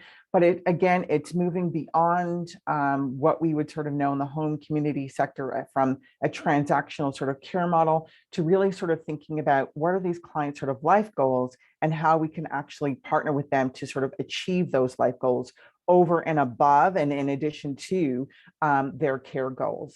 The three-factor framework, that model is actually from the College of Nurses of Ontario, has three factors. We look at the client, we look at the nurse, we look at sort of the environmental factors. And really this sort of supports a lot of our decision-making as to how we can proceed and support sort of clients. And I think from a virtual connection sort of perspective, when we're thinking about those client factors, of paramount, we need to sort of be mindful and respectful of what's the client's choice and how they want to sort of engage in their care or how they want their care actually sort of being delivered with them and how that partnership can actually look like. What are their specific sort of care needs and what can be met, what requires an in-person visit versus what actually requires which can be sort of met and leveraged through technology. And then to what extent is their actual ability to sort of participate in terms of a virtual sort of model of care. We certainly know that we've got clients that are sort of at from a social determinants of health sort of perspective, have different sort of abilities. And I think it's our role certainly to sort of see what those capabilities are, see where we can sort of bridge those capabilities in terms of focusing in on their care. There are nurse factors that we want to be looking at in terms of the extent to which we actually advocate and can meet sort of the client's sort of choice, competencies in terms of their ability to sort of deliver care in a virtual sort of context, as well as looking at sort of adverse sort of management. And then definitely sort of from an environmental perspective, looking at the client's actual access to wireless sort of connections, technologies, the client's home environment and equity. Last thing that I want to sort of say is just quickly sort of about partnerships, looking at the connections that we have right now in terms of our BPSO OHT sort of partners and how we can leverage our connections with our external partners to sort of reduce any sort of system silos. That's all the time that I actually have today. I know it was sort of rapid round. Thank you so very much. Congratulations sort of to all of the designates and enjoy the rest of your sessions. Thank you. Thank you so much, Charlie. And now I would like to turn things over to Pamela Vidal, who is the Nurse Care Manager in Surgical Care at the Hospital de Trabajador in Santiago de Chile. And Pamela is going to speak about virtual engagement of champions. So welcome to you, Pamela. Thank you very much. Doris, aquí voy a necesitar su traducción. Con mucho gusto, Pamelita. Muchas gracias. Bueno, yo aquí les voy a contar respecto al uso de las plataformas virtuales para mantener a nuestros champions motivados con todo este proceso, sobre todo en pandemia, que todos hemos usado más las conexiones virtuales. So she's going to share about how they use the virtual platforms during the pandemic for motivating champions. The next, please.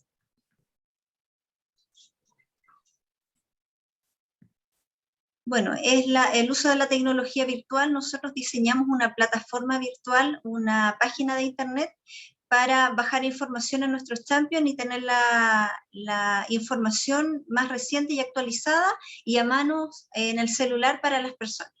So they have a platform specifically dedicated to the BPSO, as you can see in the logo, and the champions, and downloadable to also to the personal gadget of staff. The next, please. Esta es una plataforma virtual que está contenida, como yo les comentaba, en una página de internet. Fue diseñada por el equipo de implementación, es decir, por las líderes de guías, más yo como BPSO, y se accede desde celular, tablet, computador, y tiene información como carteles, afiches, capacitaciones, jornadas, clases, guías clínicas y galería de fotos de los eventos realizados. So this platform was designed by the champions with the help, of course, of technology in the hospital. It includes information relevant to RNO, to the different training sessions they tape and they post them, to the BPGs are posted there, a gallery of pictures is there, information about the current information about BPSO, training workshops are there, etc. Esta plataforma contiene información relevante sobre cómo reclutar a nuevos champions, tiene fotos de la ceremonia. Este año llevamos a cabo una ceremonia de reconocimiento de champions, la hicimos presencial ya que retrocedimos de la pandemia, y de manera presencial los reconocimos con un lanyard y los reconocimos con los diplomas. Entonces se llevó a cabo la ceremonia y aquí está contenido las fotos, la galería, pero además un formulario para el que se quiera adherir a nuestra cruzada y a nuestro movimiento pueda ser parte de ello. A lot to learn from them, by the way, I already can say. So in the platform, they also have information how you can join as a champion and apply to be a champion. They also have pictures and what happened in the ceremony of graduation of champions, the certificates they got, and they got also, you know, the, what do you call it, the learners with that says the name of the hospital and BPSO. That is part of collective identity, by the way. These are critical issues to collective identity and to people feeling recognized. Exacto. Y aquí tenemos cada una de las guías que nosotros llevamos, y las principales con las cuales partimos fue lesiones por presión y cuidados centrados en la persona y su familia. Aquí tenemos afiches, galerías, las guías clínicas para consulta, fotos de jornadas y de capacitaciones que hemos hecho y videos que también han sido instructivos. Aquí tenemos a la derecha tenemos un modelo, un documento, un protocolo que se hizo de modelo de enfermería sobre la base, cómo partir, que es cómo valorar al paciente y cómo hacer una buena entrevista, una anamnesis y una valoración. Y además hizo un video con un paciente simulado, un escenario de simulación para dejar de consulta para los champions. That's beautiful. So they have here a page of the training, including a protocol that they have across the hospital on person-centered care based on the guideline, and on the second BPG on pressure injuries based on the guideline. And they have the training session, they have the protocol there, and they have the videos there that people can also watch and continue to look, and the pictures, of course. And they did a simulation with the simulated patient that they also have it posted. Yes, the next, please.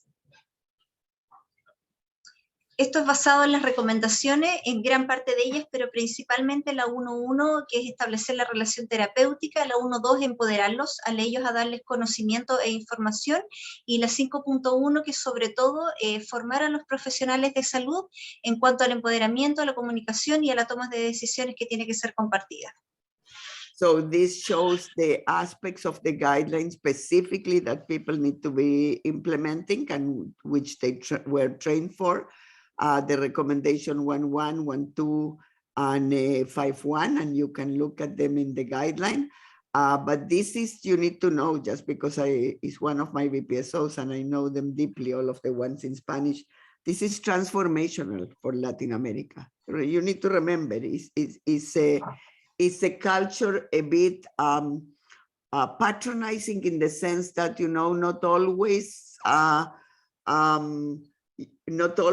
the family even wants for the patient to know everything that is going on. So this is revolutionizing this guideline. Estoy diciendo que está revolucionando al hospital la guía. It's revolutionizing care, and the way they have taken it, and I am just impressed because I hadn't seen the website. It's just impressive. Es impresivo lo que hicieron con el website, te digo, no lo había visto. Gracias, sí. Proud. Gracias. Y the next, y esto es un extracto. De lesiones por presión tenemos también un video instructivo, y aquí tenemos uno de los afiches que se confeccionó con base a las recomendaciones de la RNAO, y en parte el cambio de posición programado, el uso de colchones o superficies dispersoras de presión, entre otras actividades que hemos hecho como campaña, el Día de la Prevención del EPP que se nos viene en noviembre también. So again, impressive. So this is about pressure injuries, and they did again a protocol, but also an infographic based on our BPG. They did a video, they did campaigns, general campaigns for the entire hospital. And I missed the last thing that she said, but she said something else, but it's impressive. Me dijiste campañas, videos, y hicieron el protocolo, ¿y qué más? Algo más dijiste que se me perdió. Sí, los videos, la campaña, y tenemos programada en noviembre la semana de lesiones por presión. El 19 es el Día de la Prevención Mundial y nosotros tenemos toda una semana con actividades. Okay, that's for us, Susan, we better remember. November 19 is International Pressure Injury Date. Here you go. And they're doing a whole week in the hospital for the entire staff. Now, I do need to recognize not only Pamelita, pero Melissa, dígame hola, because, you know, for those of you that sometimes you say, oh, but we train people and then they leave, and we train people and then they leave. And I always say to you, don't worry, keep training more, because the ones that leave will go somewhere else and will contaminate with good things the new place. Well, that's the name of Melissa. Melissa was the second in command in Clínica Las Condes in Chile, and then she moved as the chief nurse to Hospital Trabajador. And of course, she put Melissa in charge of the program, and the rest is history. Melissa is one of the people. So Minsal does all the public hospitals in Chile. This is a hospital that is not for profit, but private. Melissa leads that hospital. She came from the other. And in the middle of the pandemic, she was every single day on the WhatsApp. Doris when, Doris when, Doris when, Doris when. PG, I send you the contract. When. And in the middle of the pandemic, we launched them, and you can see they're running, they're swimming, like if it was the third year already. Proud of you. Totalmente orgullosa de ustedes. Muchas gracias. Y a las Minsalitas también, pero ellas también lo saben. Y a Malita por si está también con las universidades. Colombia, Chile, Perú, les puse ahí un mensaje. España, todos haciendo trabajo precioso. Sí, y muchas gracias por permitirnos presentar lo que llevamos. Un placer. Great, thank you so much, both to Charlie and Pamela, for talking about how they've maximized virtual connections. Excellent ideas. And lots of great resources that other people can borrow. So wonderful, wonderful work. And now I think we'll move on to the second theme, which is building healthy work environments through self-care and wellness. And we're going to have Angela McDonald, who is the professional practice supervisor in ICU, and Kathy Bisson, who is the process improvement champion, both of them working at Blue Water Health. And Blue Water Health is a BPSO Direct hospital, as well as a new member of the second cohort of BPSO OHTs with Sarnia Lambton. And their topic today is culture of kindness and creating a culture of resilience. So go ahead, Angela and Kathy. Thank you. Thank you. Good morning. We're pleased to be here to present our journey on the culture of kindness and culture of resilience. So prior to 2016, due to changes in funding, Blue Water Health underwent some restructuring changes, which resulted in job losses, decreased morale, increased stress, and mistrust. The results showed a lower employee engagement levels in the 2016 survey. A new leadership team came in around that time with a new strategic plan, and that was called the Kaleidoscope of Care. The Kaleidoscope of Care is made up of a bunch of different lenses, and all of them are intertwined to give the best care to Emily, who is in the center there. That's a composite of all of our patients. And the inspired people lens you can see there on the Kaleidoscope of Care is kindness is an integral part of that. So Liz Jesuit in the book Eat That Cookie mentioned that kindness requires minimal effort, money, or training, but can have a significant impact on employee satisfaction. And this will ultimately have a positive impact on patients. So with our new strategic team, our senior leadership team and strategic plan of care, they set out to change the culture. So in 2017, a Culture of Kindness Employee Council was formed, comprised employees from all areas of the hospital. The council was hoping to impact the culture of the hospital and develop 4 guiding principles in which to accomplish this. One was a sense of community, collaboration, communication, and dignity and respect. Many different activities were coordinated throughout the hospital. There was random acts of kindness, acknowledging people for going that extra mile, teams recognizing teams, posting celebrations on hello boards, to name a few, and even just a smile and a hello as you pass people in the hallway. These types of acts created a snowball momentum effect on non-council members, and different acts of kindness started popping up throughout the hospital. So well-being is a complex combination of a person's physical, mental, emotional, and social health factors. It's a strongly linked to happiness and life satisfaction. In short, how you feel about yourself and life. Similar to patient and family-centered care best practices, Blue Water Health has made a commitment to focus on the whole picture of the employee to improve well-being. Just having a hard time getting to the next slide here. Yeah, we're unable to move the slide forward. There we go. Actually, if we can go back one. Yeah, there we go. So Blue Water Health collected data to see what our current state was and to be able to measure success or failure in the initiatives that were implemented. This 2016 employee survey included questions about health and wellness, as well as a culture of kindness. At that time, less than 50% of the respondents felt that the organization promoted staff health and wellness, and only 62% felt the organization promoted a culture of kindness among staff, physicians, and volunteers. So these were obviously not very positive results. In 2019, our results showed significant improvements, with more than 78% feeling that the organization promotes staff health and wellness, and over 76% agreed that the organization promotes a culture of kindness among staff, physicians, and volunteers. With a 55% respondent rate, these results are really incredible. Almost 70% of respondents agreed with the statement, "I feel I can talk to my supervisor about issues affecting me," and more than 70% agreed with the statement, "My supervisor supports me when dealing with important personal and family issues." More than 80% agreed there's a respect for diversity, including ethnic background and cultural, personal beliefs, and sexual orientations. So we had the Healthy Living team with pillars focusing on recognition, food for fuel, spiritual, physical, and mental wellness, as well as the Culture of Kindness Employee Council. These have evolved into what we currently have as the Global Health Resiliency Team, which supports the guiding principles of both of those committees to address compassion fatigue and promote resiliency and kindness. Supporting the mental health, wellness, and culture of kindness among staff is now more important than ever with the added and ongoing pressures related to the pandemic. Some of the ongoing initiatives of the resilience team include decorating contests, handouts at the staff entrances with drinks, oranges and candy canes, garden seeds, pumpkins, apples, and popcorn, just to name a few. More than 1,500 meals and gift cards have been delivered to over 70 different units and areas just between April and August of this year. And resilience education sessions are offered for both individuals and teams.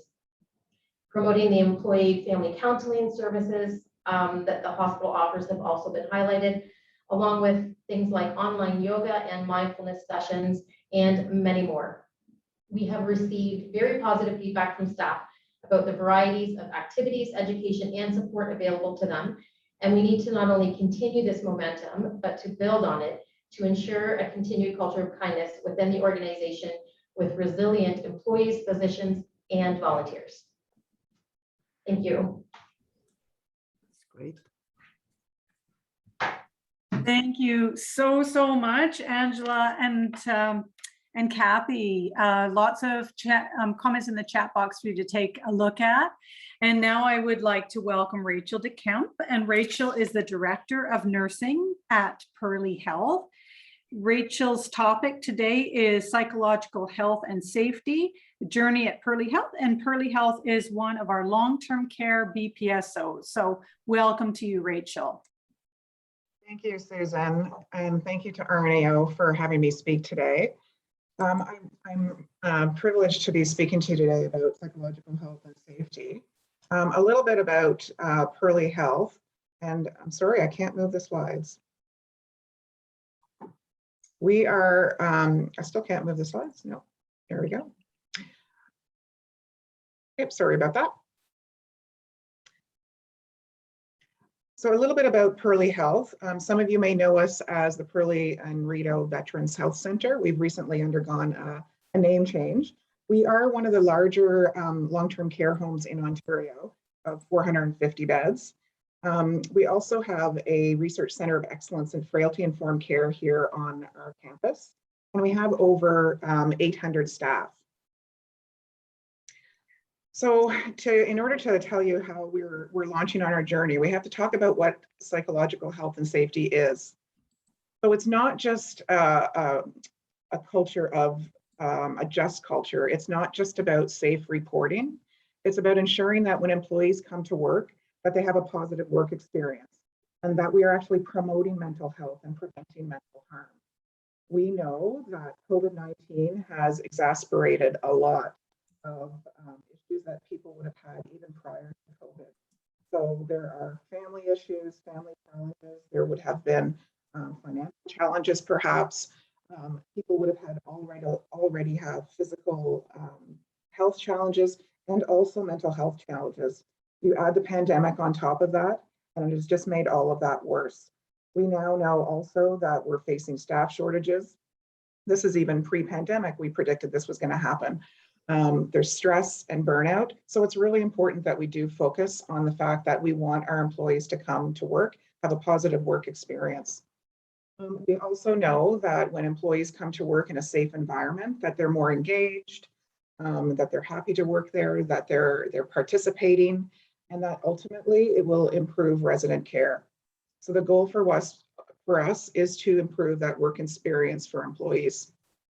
And how are we doing that? Well, pre-pandemic, there was actually a lot of work done in planning to start a journey of psychological health and safety. Of course, the pandemic had halted all of that. We have just recently gone through a strategic planning exercise, and it was really important to have psychological health and safety as part of a priority in the strategic plan, which it is. And we also have it on our operations agenda. On every operations agenda, we talk about it.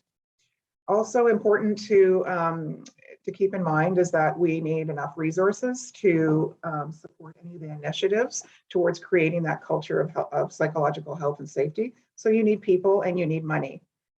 We have an engaged working group. We have a working group of about 15 people. It seems like a lot of people to work with, but they are very engaged. They're representative from all departments. And it's not just a leadership representative. In fact, the leaders, the formal leaders, there's only a couple on the group. The rest are all from the front lines. And it's from the front lines giving care to housekeeping, to laundry, to HR, and also, of course, we should have our occupational health and wellness representative on there. We partnered with Howard HR Consulting and Workplace Safety and Preventative Services to help us launch us on our journey of psychological health and safety. Part of that partnership allowed us to have access to a mental fitness index survey. So that was really a great opportunity for us to get a pulse check of where our staff are. We launched that survey in the summer, which is not an ideal time to launch a survey, but we did targeted communication. We had to reach 30% response rate for the results to be significant. We had champions in every department, in every unit, on every shift talking about the survey. We had leaders meeting staff at the doors, handing out coffee cards, really talking up the survey. I would say we did an excellent job in communication. We exceeded our target of 30%. We reached 38% response rate, which meant that our results were statistically significant enough to analyze and to really build an action plan on. The working group is now focused on developing that action plan. They have created short, medium, and long-term initiatives. The short-term ones are happening right now. So it was important for the team to identify quick wins that we could actually start implementing now, because we wanted to make sure that the staff were heard, that we heard that there's issues around mental health, that we need to have supports around mental health. And if we waited another 6 months, their voices may not have gone, we may not have heard them as well as we needed to. Medium term and long term. So for instance, some of the short term initiatives is things like we have sacred space on our campus, and not a lot of people knew about that. And so we're increasing awareness of where that sacred space is, what is in the sacred space. Also increasing awareness of what our mental health supports are. We have a number of them in our organization, but people didn't actually know. And we actually can tell that the uptake of those resources wasn't high. So we're planning on how to increase the awareness of those. We're also going to be, it was important for the group to have an initiative that targeted the leaders as well in the organization. So we're going to be doing training with all our formal leadership to how to be a psychologically safe leader. Because we put leaders in formal positions and we assume that they have all the tools, and they don't necessarily. And so it was really important there was a kind of a frontline focused initiative and then a formal leadership focused initiative as well. In terms of our next steps, right now we are looking at what does success look like? So this is a journey. This isn't something that's going to happen overnight. To change a culture to a psychologically healthy and safe culture is going to take some time. But I think that we're off to a really good start. We are developing some SMART goals and really developing that accountability structure with the plan, that it's a living and breathing document so that we can review it on a regular basis, that we keep the group engaged, as well that the group isn't always the same people on the group, because I think it's important that we have representatives from all departments, but those representatives change over time so that we can share and build capacity about psychological health and safety in the broader organization. So if you haven't started your journey on psychological health and safety, I would encourage you to start. I've added some resources here to launch you on your way. And I thank you again, and congratulations to all the BPSO candidates. Thank you. I do want to say, first of all, welcome, Rachel, to your role. I know you have been a year, but we haven't met because of the pandemic in person. And I don't want to undermine Universal, because you will hear about them, and Maria will be excellent too, because I know their work and it's amazing. I do need to say, if you haven't visited physically Pearly, it used to be called Pearly Rideau, now it's Pearly Hill. Go and look at it, go and see it. I'm not trying to steal stuff, because I'm not talking about, I'm talking physically the place and the art and the places they have. I remember when I was the first time there, I was like, wow, how can someone not feel good in the place? Is physically one of the most beautiful places I have seen. Well, thank you for that, Doris. I really appreciate that. It is a great place. We love it, and the residents love living here too. So thank you for that. Yeah, and you have great stuff also. So thank you. Thank you. Thank you. Maria, I know you will have it too. So I'm not undermining any of the other BPSOs in long-term care. They're amazing, an amazing group with much less resources. Let's remember, guys, much less resources than other sectors, and doing incredible work. And on that, thank you to Citlali and Janet and all of the team of the LTC coordinators that help with that. That's very proud. Thank you so much, Rachel, for talking and introducing the idea to some people and urging others to get thinking more about psychological health and safety, and to Angela and Kathy for talking about your great work you're doing on building a culture of kindness. And we will, yes, be sharing the slides with all of you and the recording.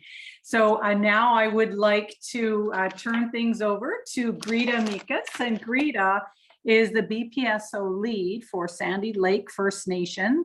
And Sandy Lake First Nation is one of our Indigenous focused BPSOs in Ontario. And the title of Sandy's presentation is One Voice. So over to you, Greta. Hello, good morning. All right, I'd like to start. I'll check this.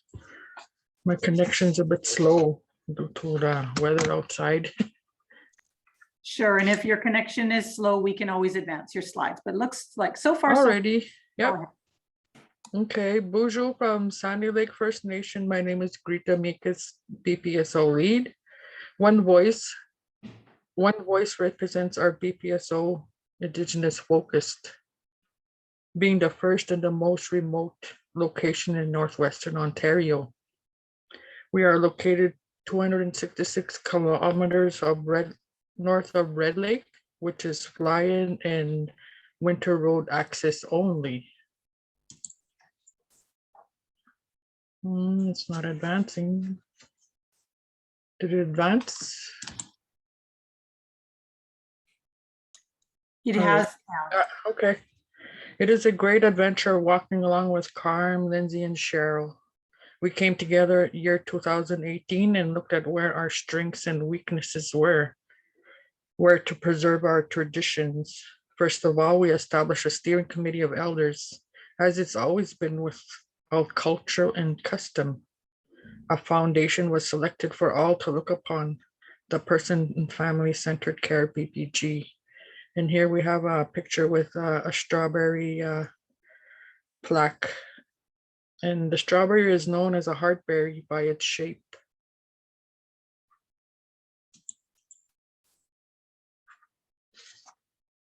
Also, we contributed our input with our elders steering committee for guidance for the upcoming BPG. And this is the Promoting Commercial Tobacco Reduction and Cessation with Indigenous Peoples of Reproductive Age, their families and communities. And this is not published yet.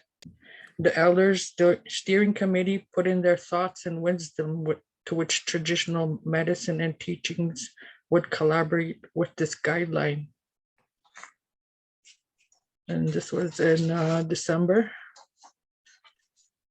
Okay, it's a bit slow. Together, we selected 4 recommendations, which is vital to establish relationships, meaningful engagements, listening to a person's own words to influence change in their own healthcare, step-by-step involving others, building, growing up a healthy baby and family.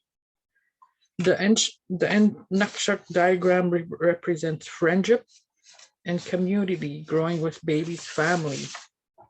So if you look closely at the diagram, the baby mom, dad is on top. And mental health, choose life, NADAP. And these are all other programs. The public health, prenatal nurse and physician are the arms. And the Bell area, I guess you could say, is the steering committee. And below is the BPSO champions, which is our group, us girls. And holding up the structures, the health directors, board members, band council, and chief. And outside of the structure, there is the other programs that we plan to integrate with our BPSO, and it is already in the process because we have dental, we have Jordan's principal, and also working with the public health with the vaccinations, whether it be Pfizer and Moderna. Advancing. Also, here is a display of our tools we've used. Furthermore, we continue working with all in baby circle, whether it be before and after, physically and mentally, collaborating with other programs. Also maintaining our traditions alongside with our indigenous doula, Carmel. And here in the picture, we have duck cabizins, newborn wraparounds, mosquito hats, Canada's food guide, baby food making alongside with traditional foods. And also we have breastfeeding tools. So we all have one-on-one contact with our prenatals, new moms, and family to maintain our traditional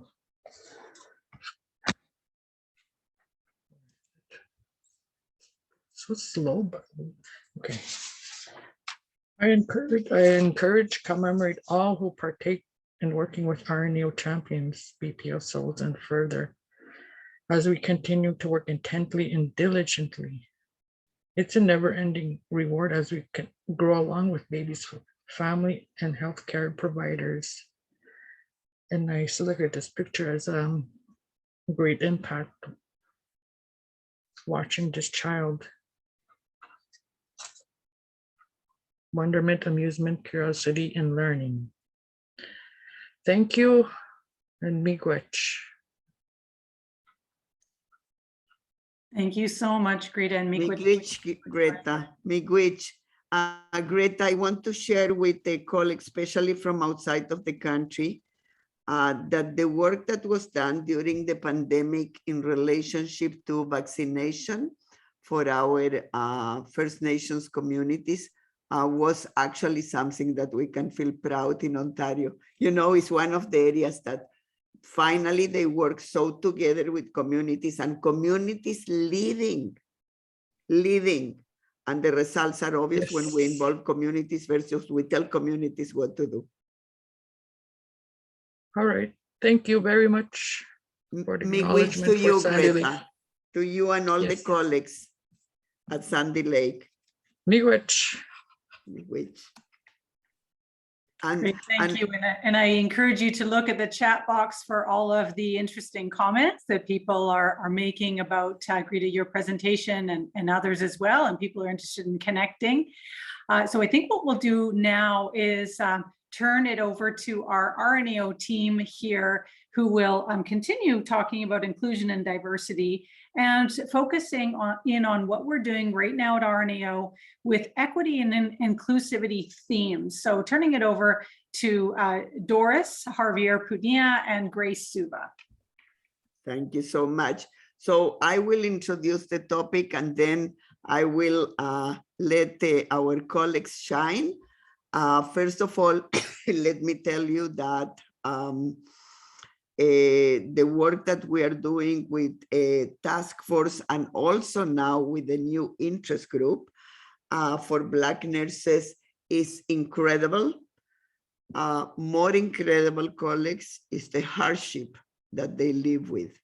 Okay, so no amount of work that we are doing is at this point sufficient to really remedy the systemic racism that exists in Canada. We always look south of the border. Let's start to look at the mirror. And I'm talking inside the profession because that's the focus. Equally important and long-standing, because this land doesn't belong to us, is the injustices done to Indigenous communities and the work that RNO has been leading on that. And Grace will be sharing about that, and there are others involved in the BPG program also. And also here we have a new interest group, which is magnificent. So you will be hearing a lot more about what we are calling RNO's equity and inclusivity themes. And there are three really. It's two that are presented today, but the third you know because you have heard us talk before about LGBTQ communities, with a specific also focus in aspects of the BPG that we did recently on transgender communities, which have suffered, as you know, incredibly too. So it is an area of focus of RNO, whether it's on policy or whether it's on best practice guidelines or whether it's on BPSOs, that we want to highlight for you because it really is reflected in all of your organizations, right? I dare to put the picture again of all the leaders, including the one that is talking with you, right? And that suffices to make the point. So we are sharing with you what we are doing. We are asking that you take it on and do equally the same or more in your own organizations. And as you also invite champions, that the champions that are really absolute leaders at the front line and leaders also in the organization be recognized as such and be representative of diversity and advancing equity and inclusivity, and the same then for other roles within your organization. So I would leave it with my colleagues to share with you. Javier and Grace, whoever wants to go first. So good morning, everyone. My name is Grace Suva, and I am one of the managers on the implementation science team, and I'm also a BPSO coach. And I have the honor of overseeing the Indigenous Health Program, which includes the very important and trailblazing work of the Indigenous focused BPSOs. And so what will be debuted later on, and Doris will have the pleasure of being able to do this, is equity themed website. And what it's going to have is an Indigenous Health and RNEO leg, as well as a Black nurses and RNEO leg, as well as a 2S LGBTQ2+. And so the purpose of that website is to be able to showcase to the public and to our partners how we are going about partnering with various individuals, groups, organizations to be able to provide a platform for Indigenous voices, for Black nurses' voices, LGBTQ, and the nursing voice, and have that lead and guide the work that we do. And so it may be in terms of the, what we're doing well, where there are gaps, further direction in terms of our respective programs. And this website is going to be used not only to be able to showcase the work that we're doing to the public, but as a communication tool. So as we bring various partners to the table to be able to inform the work that we're doing, it is a way for them succinctly to be able to communicate with them the collective work that we're doing, not only within the IABBG Center, but across the organization, whether it be the policy department, the membership department, communications, monitoring and evaluation team, a BPG team, etc., membership, etc. And so we plan to get together with the interest groups as well as with external partners on a number of occasions, scheduled occasions 2-3 times a year, once a year across the board, in order to be able to inform the work that we're doing. And these theme pages are also a way to be able to disseminate the work that we're doing amongst partners, as well as to be able to communicate and get this spread the word out in terms of the work that we're doing in order to fulfill our mission and vision and values of equity and the TRC calls to action, the 94 calls to action as examples. And so Javier and I are going to present you with some themes that are representative of the collective work that we are all doing here today and in the future in regard to being able to propel and to be able to continue to prioritize Indigenous health, Black nurses, 2S LGBTQ. And so Javier and I will maybe go back and forth in terms of our respective work, but just in terms of Indigenous health and the program as an overall. We have members mobilizing change. So we have the Indigenous Nurses and Allies Interest Group, who we correspond with and collaborate with in terms of doing complementary work in order to be able to create cultural safe environments for Indigenous peoples and to be able to grow the cultural competency of healthcare providers within the healthcare system. We have members mobilizing change. So it's individuals such as yourself and RNEO members. So we have the RNEO resolutions such as mandatory studies courses and being able to provide a platform for voices of the elders. And we also have voices of nurses as an example. So we have the Blazing New Trails of Student Leaders, in which we have the chair of the Indigenous Nurses and Allies Interest Group, Rachel Raddick, as well as Chantal, who has spoke very vehemently about the need for nursing student representation, as they are our future, the youth are our future.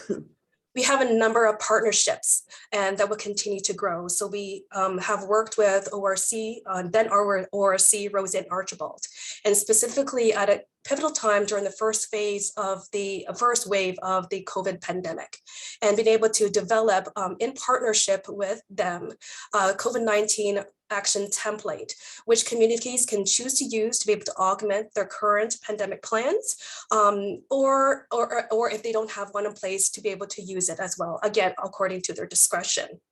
We also have partnership agreements with Chiefs of Ontario. Of course, our 6 inaugural BPSO cohorts. We have also RNEO policy, and this is a very important pillar of our work. It goes hand in hand with the practice work that RNEO is doing with with the partners. So we have the NP vision for tomorrow, which aligns with the resolution of mandatory cultural competency training at the undergraduate and NP level. We talk about Indigenous health and the social determinants of health. We also talk about inequities and being able to improve healthcare and able to raise awareness and of the need of additional human health resources, for example, NPs and Indigenous communities. Capacity building is huge. As we said, we're talking about collective action and collective identity. And so we're talking about the Indigenous Focus webinar series, and you may have seen it. And we here showcase elders and traditional knowledge keepers and the ways of knowing and being and how that harmonizes with Western ways of best practices as well. And so really, this is unique knowledge that they have gifted us to be able to share on this platform as a way to be able to continue to develop the cultural competency and humility of healthcare providers in the healthcare system. We of course have the best practice fund organization. They are the first cohort of a BPSO that's unique to this program. And so we are working alongside them, not only to be able to co-create the BPG, but also how you measure and capture impact of that BPG in respective Indigenous communities, as well as the implementation strategies, for example, Sandy Lake have demonstrated that are unique to the context. And as you see, they're fantastic demonstrations of collective identity, as well as collective action, really grassroots motivation. And then we also have the BPG, and currently being developed is the BPG on supporting nicotine-free health and wellness in Indigenous parents, families, and communities. And that is the BPG, again, that Greta is talking about, that is not yet published, but has taken formidable work. And kudos to Nafsin, who's the Senior Guideline Development Manager, as well as Deborah, who's a guideline development lead, who worked very closely with a BPG panel majority of who identify as Indigenous, as well as the BPSOs throughout this process to ensure that it reflects the language, the culture, and honors culturally grounded and equitable approaches to smoking cessation and reduction for Indigenous communities. We then obviously, in the spirit of social collective identity and social action, media and social media. So we have through our partners such as the INEG and the Ontario First Nations Youth Council have created media to honor National Indigenous Peoples Day and the National Day for Truth and Reconciliation. So those are just a few examples. And of course, as an organization, we also need to be able to be in alignment with be cultural grounded and demonstrate equity and role model that ourselves as well. And so our NAO staff are also leading change, and we did come together on September 30th, the National Day for Truth and Reconciliation, in order to be able to learn and reflect and to be able to learn more about the truth as well as acts of reconciliation. How we can go about in our daily work, be able to live out the truth, the calls to action, the 94 calls to action. So that's the snapshot of Indigenous health and RNEO. I'm now going to pass it on to. Before you pass it on, I want to make a comment. Three comments very briefly. You remember at the beginning when I presented, I spoke about the pillars of policy and BPGs. This is how you now start see the connections. So what you will see at RNEO, next phase of RNEO, is a really much more integrated approach to the work of interest groups and of communities within the intellectual work of RNEO, like the many aspects that that we are doing in policy and on BPG and on BPSOs. The interest groups will have a tremendous role in mobilizing calls outside. And Grace, of course, spoke about collective identity. Second, I just wrote a comment to you, Grace, and I didn't realize it went to everybody, but so be it. It first went by mistake to Melissa, and then by mistake went to everybody, so be it. Gigantic work that you are doing in the presentation, let alone all the rest, of being able to capture so succinctly such rich amount of work that everybody's leading, and many people that we cannot mention all, right? But fantastic. I just feel exploding of pride. Thank you, Doris. I'll now pass it on to Javier to present. Thank you, Grace, and thank you for providing that great overview. So hi, everyone. My name is Javier, and I'm an implementation science manager like Grace and a BPSO coach here. So really to give you and provide you a little bit of a picture of our journey with Black nurses. This really began in response to the widespread systemic racism that exists within the nursing profession. And what reignited this for us was the murder, to be transparent and honest, of George Floyd in June 2020. So under the leadership of course, Dr. Doris Grinspan, is when we launched the task force.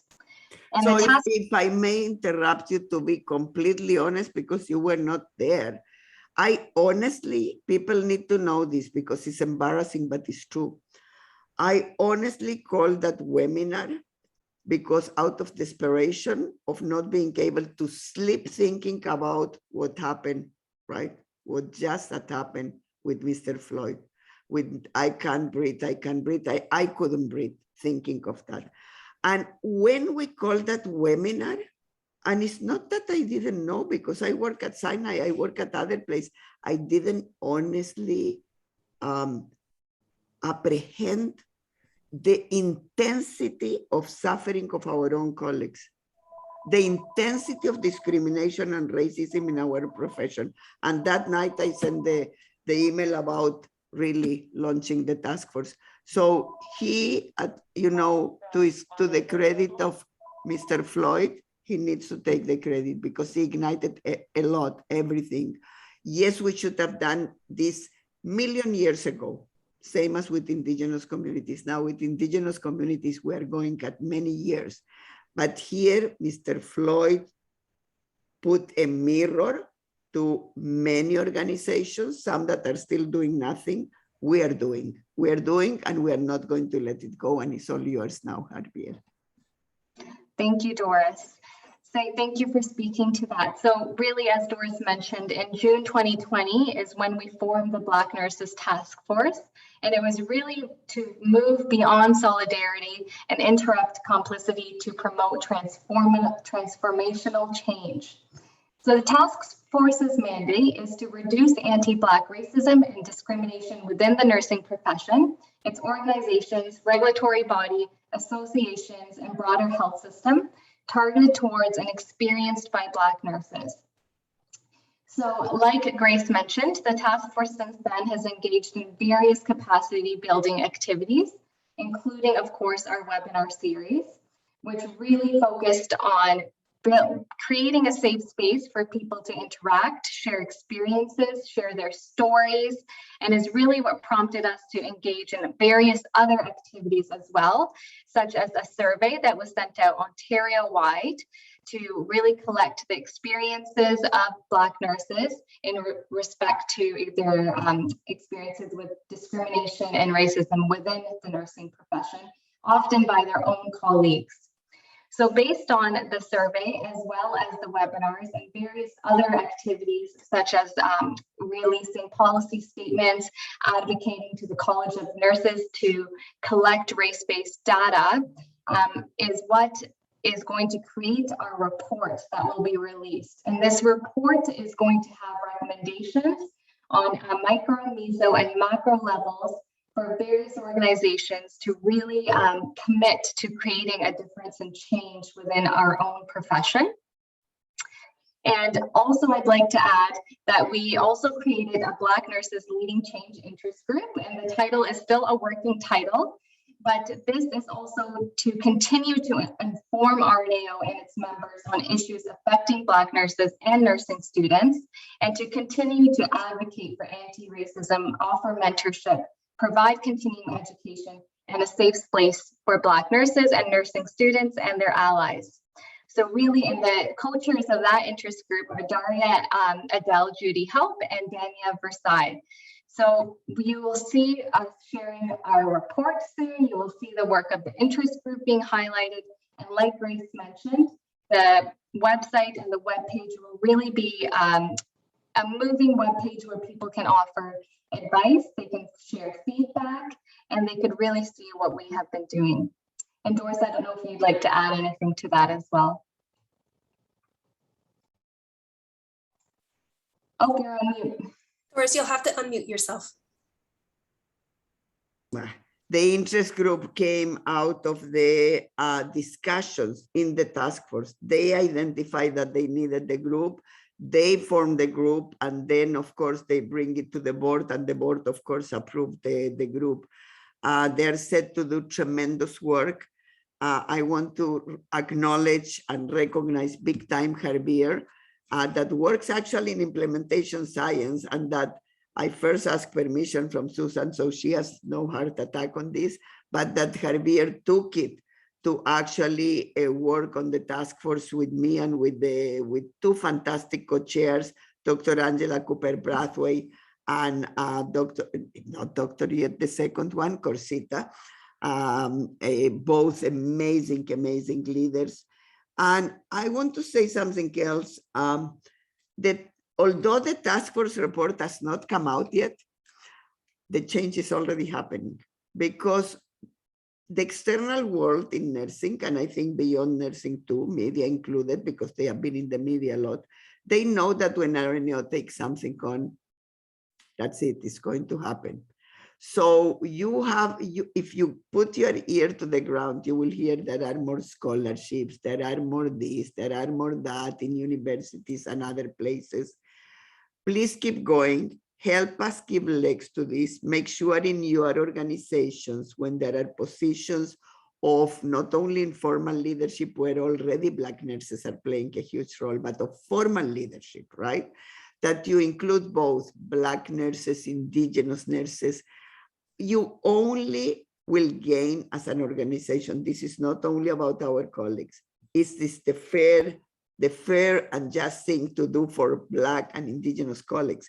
We all as a society, as communities, and as organizations will gain. And the last thing I want to acknowledge, and I don't know if PG and Kenya and others are here, but we also walk the talk at RNU. So we do have also a task force that is from staff, led by Black staff, that will be part of, they're working now on updating our human resources tool to actually have a whole layer on anti-racism and systemic discrimination, not because we have big problems at RNU, we don't, but because we want to be role models for others. So that will be part of the toolkit that we are doing with the task force. So many of you will be able to benefit from that resource as well.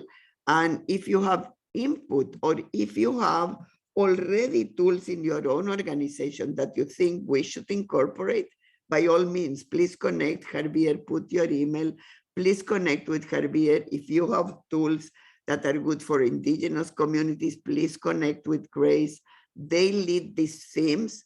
Of course, many, many people work on this, right? And the last thing I want to say is that we have 2 positions open. Identify with permission from Human Rights Commissioner. One is for a Black nurse to work on the BPG program, and the other is for an indigenous nurse to work in the BPG program, and also a part with Grace on the overall program of indigenous health, and then part on the BPG alongside with Deborah Flores, who is doing already a magnificent job. So that's all I wanted to say. And again, I'm exploding of pride. This is so needed in nursing, guys. You know, every organization can do the easy things. It's the tough things that RNO takes on. And it's the things that, you know, we talk, but not much happen. We make it happen, and we will make it happen big here. Thanks. Thanks, Javier. Fantastic presentation again to you. Susan, maybe what I will do, if it's okay with you, because in 2 minutes I need to be at the meeting with the minister. I was called to an urgent meeting and it's confidential. I don't even know what it is. So let me just give a few remarks before you move to questions and discussion. And Maria, I am so ever happy that I heard you during the lunch, because if not, I would stay with a question mark. And what will Maria say? You are in for a treat with the presentation of Maria. What I haven't seen is the video from Minister Phillips, so I need to see it later on. But hey, maybe it's announcing something important that I'm after him. Who knows? In any case, what a day, guys. What a day. The participation, the presentations that you each did from your organizations, las presentaciones y la participación de todos, to everyone. Mija, thank you, grazie. Really fantastic, fantastic. We are a winning team together. We are a winning team together. And to, I would say, my RNO team, I'm going to own it, at home office, to Heather, to Susan, to Tanya, to Olivia, to PG, to all of you, and the many more that have been involved in both preparing the presentations that were acknowledged during the presentations, but also behind the scenes, making all the logistics going spotless. Just magnificent. Thank you so very much. And I think it's one of the best that we have done. Fantastic. Thank you. Thank you, thank you, thank you. And I will leave you because I will go to that meeting, okay? Thanks. Thank you, Doris, so much. So I think what we'll do now is we'll actually hear what Rod Phillips, the Ontario Minister of Long-Term Care, has to say. His greetings. We'll hear that and then go to Maria Cherble, who will kind of close out the event. So thank you all for that session, and on to Rod Phillips. And the sound, just double check the sound. I'm not hearing Honourable Rod Phillips's voice there, so we'll just get that sorted out in the background. Event. And the RN there we are. And other attendees joining virtually. Specifically, I'd like to thank Doris Greenspan for engaging with me on how we can work together to fix long-term care, and specifically for arranging a very important roundtable with nurse practitioners and RNs to learn more about the great work that they do in our long-term care facilities across Ontario. I'm always impressed with the compassion, dedication, and professionalism that shines through in every one of these conversations. RNs are an endless source of knowledge and expertise, which is why it makes so much sense for the RNAO to organize a symposium centered around sharing best practices. Having forums like this is exactly what we need to do right now in Ontario's health sector. There are so many good ideas out there and so much goodwill in all the areas of the sector to implement them. I know that the advice of our government received from RNAO and other sector partners has been crucial in the creation and implementation of our plan to fix long-term care. We have a plan to fix long-term care and ensure Ontario's seniors get the quality of care they need and deserve both now and in the future. Our plan is built on 3 pillars: staffing and care, accountability, enforcement, and transparency, and building modern, safe, comfortable homes for our seniors. We've made unprecedented investments in areas like staffing and infrastructure, areas where advocates have been calling for more investment for decades. And we're moving forward with legislation in the fall that will improve enforcement, accountability, and transparency in the long-term care homes. If passed, this legislation would advance a number of best practices that advocates have been calling for, including enshrining the commitment to provide an average of 4 hours of daily direct care for residents, creating new and more effective enforcement tools. If passed, this legislation would advance a number of best practices that advocates have been calling for, including enshrining the commitment to provide an average of 4 hours of daily direct care for residents, and creating new and more effective enforcement tools. As we move forward with our plan to fix long-term care, the sharing of best practices will continue to be essential. Thank you once again to the RNAO for organizing this, and I hope everyone attending will enjoy the rest of the event.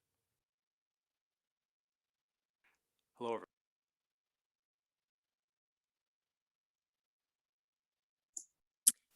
Doris, I see you're still with us. Did you want to make any comments before without the, oh, you're just, sorry, Doris, you're just on mute.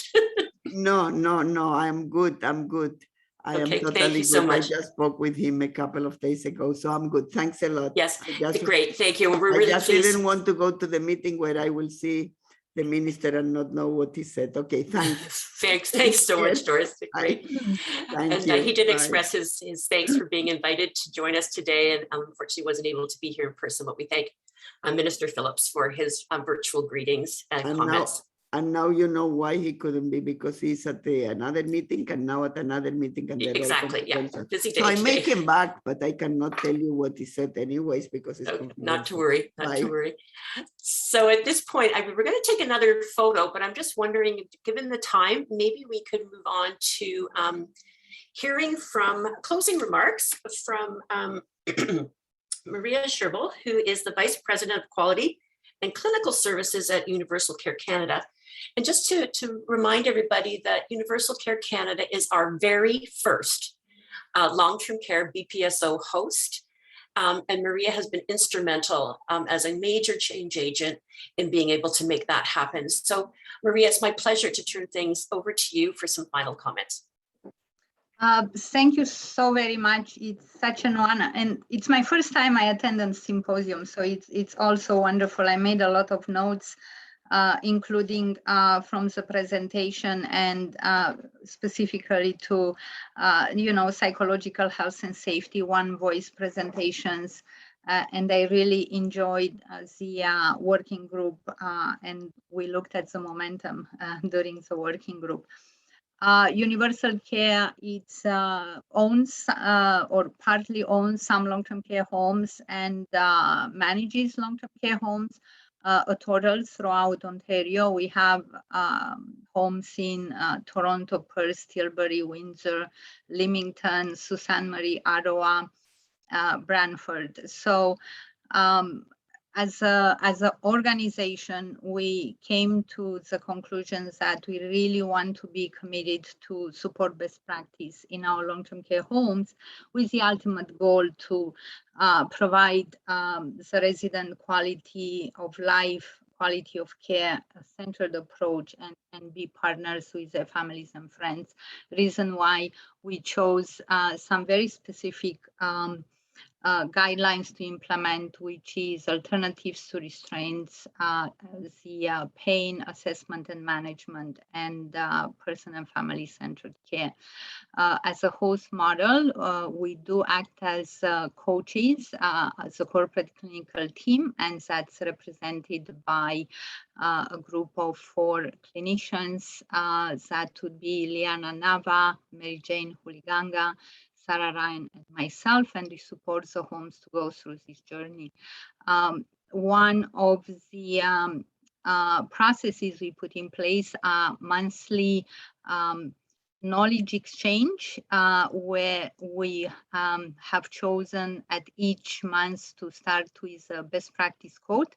So for the purpose as of the next one, and from this meeting, I'm actually going to quote what Doris Greenspan stated, is that a vision needs bridges to make it reality and people to make the bridges. So I think that's such an amazing quote to use.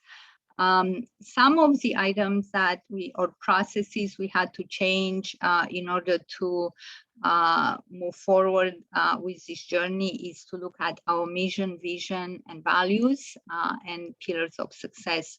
And in particularly, we looked at our pillars of success in order to address the culture change into a knowledge transfer type of culture. And we looked at every single pillar that actually does spell culture and identify under each item how we're going to transfer the information, how we're going to collectively implement and have a movement of best practice, resident and family involvement, and ultimately improving the care and quality of life for the residents in our homes. We do have best practice champions, and talking about how do we recognize, we have special t-shirts to identify I'm a best practice champion. I do wear it today, actually. You can't see so much through the screen, but I think it's so very important with every single thing. Could be something big or could be something small, that we identify what do we want to achieve, and then if we do that, everybody else around us, that could be staff, family, other organizations, would actually be able to feel that are part of this collectively, and we do this for a really great purpose. So that kind of closes what I have to say. Don't have too many minutes. If there are any questions, just please let me know.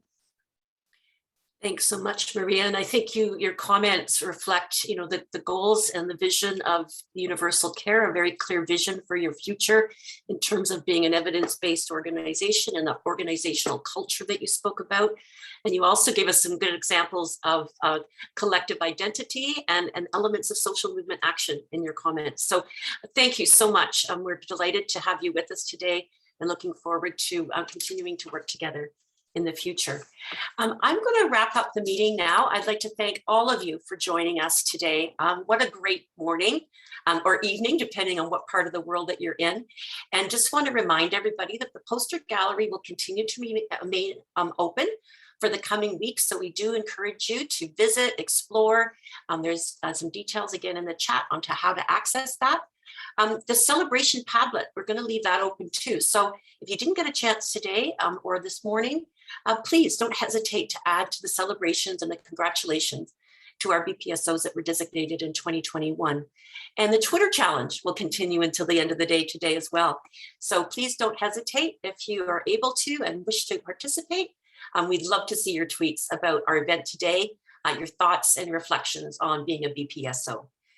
We will have an evaluation survey that will come to you early next week to get your feedback on this event. It's always interesting to get new ideas and from all of our BPSOs about what's most meaningful to them. And so I really would like to invite you to take active participation in that evaluation survey. But most importantly, I'd like to thank all of you for your active engagement and active participation today. It's been really a pleasure to spend this time with all of you. Your comments, your questions, the great presentations, your reflections in the chat box have been really greatly appreciated. And I'd also like to extend my sincere thanks to the RNAO team for all of the efforts that you've made collectively to make this day so special for all of us. So with that, I'll wish you all the very best in continuing your BPSO journey. And please know that we're here to help support you every step of the way. Thanks so very much, everyone. Bye for now.